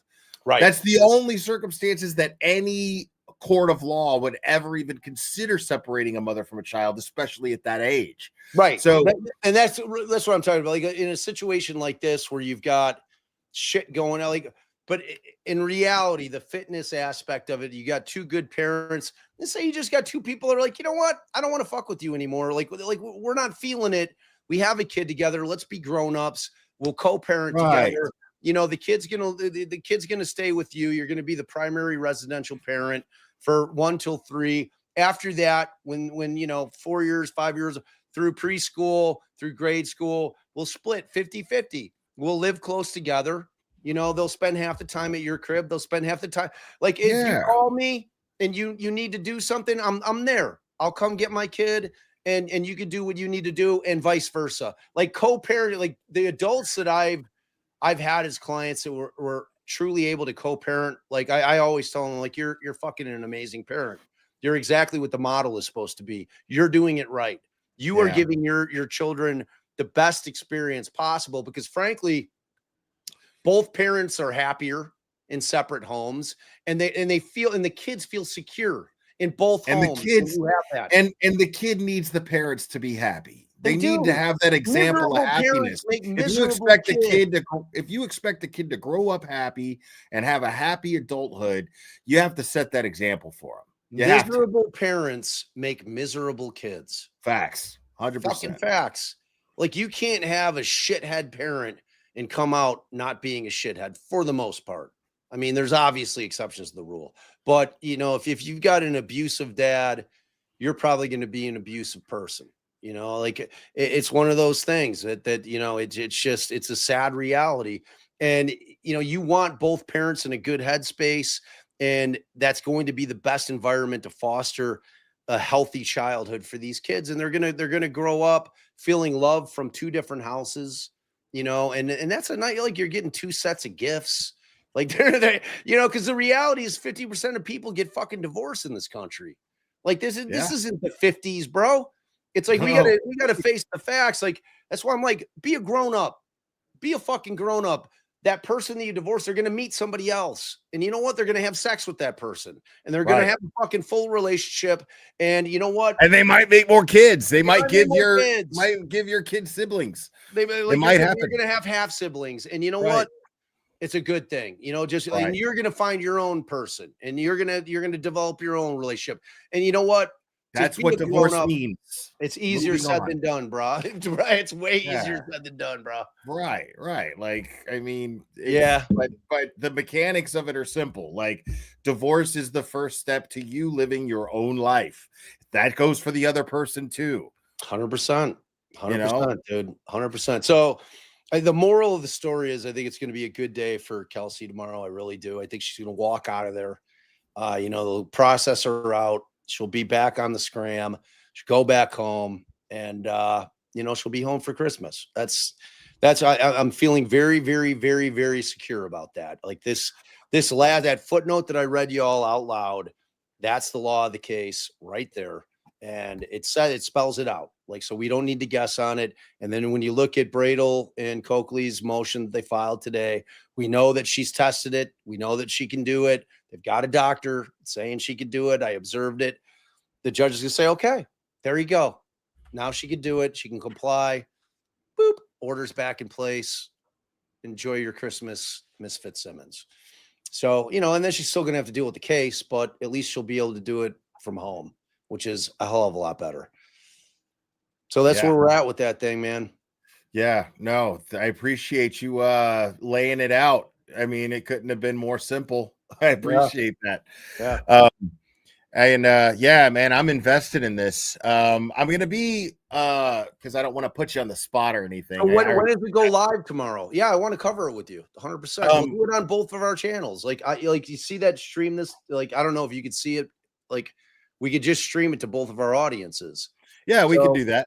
Yeah, it's perfect because our people can jump in over I don't know. I don't think we'll just make sure everybody watching us likes the other person's stream as well. Exactly. And like, I always encourage my people, like, it would be cool if StreamYard would figure out a way where both of our channels could chat with one another, because that would be perfect world shit. Like, that's coming at some point. But I always tell my people, go over, if you haven't subbed to Will, hang out in their chat. They're fucking awesome. And then, you know, just bounce back and forth. It'll be great. I've done it a bunch of times. Oh man, yeah. Like I make people wait through Jeopardy music while the people who haven't subbed up and liked do it. Yeah, I love it. I make the people who already did wait. So what time is court tomorrow? 2 p.m. Okay, perfect. So I figure we'll go live around 1:30 or 1:45, something like that. Awesome, man. Awesome. And yeah, we'll both like I'll text you and we'll figure out. I can't remember if we both need to. I think one of us just needs to start it. And then, like, I don't think we both need to create it. And I don't give a shit if you've got the goods and you know where to stream it from, then I'll just jump on yours and I'll stream it from yours and it'll go to my channel. Yeah, I'll figure it out. Yeah. I'll figure it out. Last time, I mean, they streamed it like on the news stations. Oh, perfect. So, like Boston time. So yeah, I'm awesome. Kind of counting on that right now, but we got time. Like, if there's I'll a way do some digging too. I'll do some digging too. Like, you know, obviously, whenever Aiden was in court one of the times and I'm fucking sitting there talking on the Zoom unwittingly, not realizing that my mic was like muted. Everyone's done that at some point. I saw Melanie did it the other day. Well, and somebody could have been streaming her and had it playing, and you know what I mean? Like, that's happened too. But the bottom line is somebody wasn't muted. Like, make sure you're muted if you're on Zoom, please.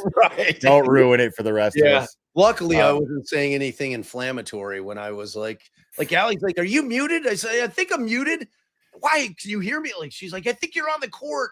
Mute yourself. Yeah. Like, oh my There God. was one time Duty Ron was just like, okay, everybody just make sure to like and subscribe, blah, blah, blah, like all over the fucking Zoom. And the judge was like, what is that? Who is, it was a mess. And there were just people cussing and it was weird. There was a bunch of people who weren't muted, and it was it was a mess. It's a mess. It's a mess. Well, see, that's the court. They can make a setting where people cannot unmute themselves. Where the judge, mine I can't, and I don't get changed video for some reason. When I stream Zoom, I don't get video, and I don't know why. I tried everything. It's tricky. It's tricky. It really is. It's fucking tricky. So, all right, cool. Yeah, dude, it's a date. It's a hot date. Yeah, man. Bob right and on. Will. Bob and Will streaming the fucking hearing tomorrow. That way, and I'll talk us through it. I think it's gonna be quick. I think we're talking 15 minutes, and she's walking. I love it. Yeah, I want to share that moment with you. You're calling it, and I'm like, I want to be there with Bob when this happens. Let's go. Let's go. Yeah. Yeah. All right. Perfect. Perfect. I love it. Dude, you're the man. Everybody make sure to subscribe to Defense Diaries podcast. So if I can get somebody with a blue wrench to drop the link. And make sure to listen to Buried, the podcast, anywhere you can listen to podcasts. You listen to Buried. Bob has recordings of John Wayne Gacy that nobody else has. Nobody on the planet. Literally no one on the planet. And what I uncovered about how the cops actually got him is fucking unbelievable. Like I completely changed the narrative on that case after 40 years. Ask Jimmy. Jimmy was like 9 in. Like the last I talked to him, and it's been a couple of weeks, but he's like, Jimmy was loving it, and he was giving me the love on it. So I was like, he's like, he's like, dude, you didn't tell me this is a fucking masterpiece. I'm like, what? Like, I think I did. I'm always bragging about it. So he's like, oh, yeah. So now I fucking I love you, man. I love that Beastie shirt. We're Beastie Bros too. So hell yeah, dude. All right, man. I look forward to tomorrow. It's gonna be great, man. Dude, thank you so much for joining, man. Thanks really appreciate it. I had a great time. We got to do this more. Hey, 100%. Beautiful humans. I love all you out there, and I look forward to tomorrow. Let's get her out. Let's get her out, Bob. Thanks, man. See ya later. Bye, bro. Bob Motta, y'all.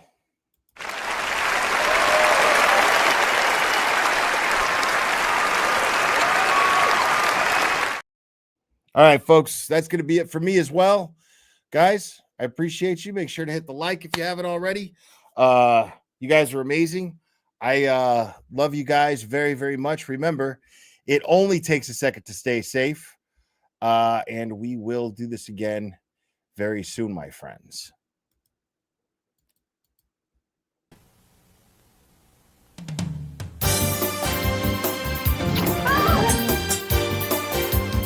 Watch out!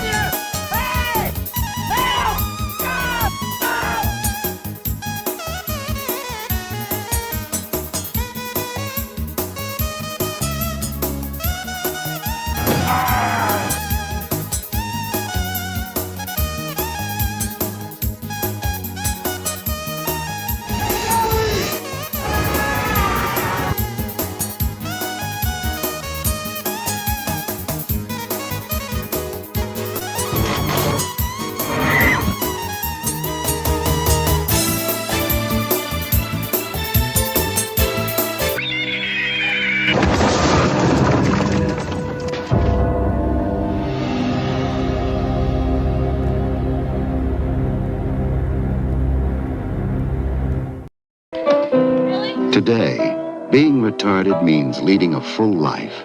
Retarded people go to work or school just like their neighbors and come back to a real home. A supervised home, right in the neighborhood, where they belong.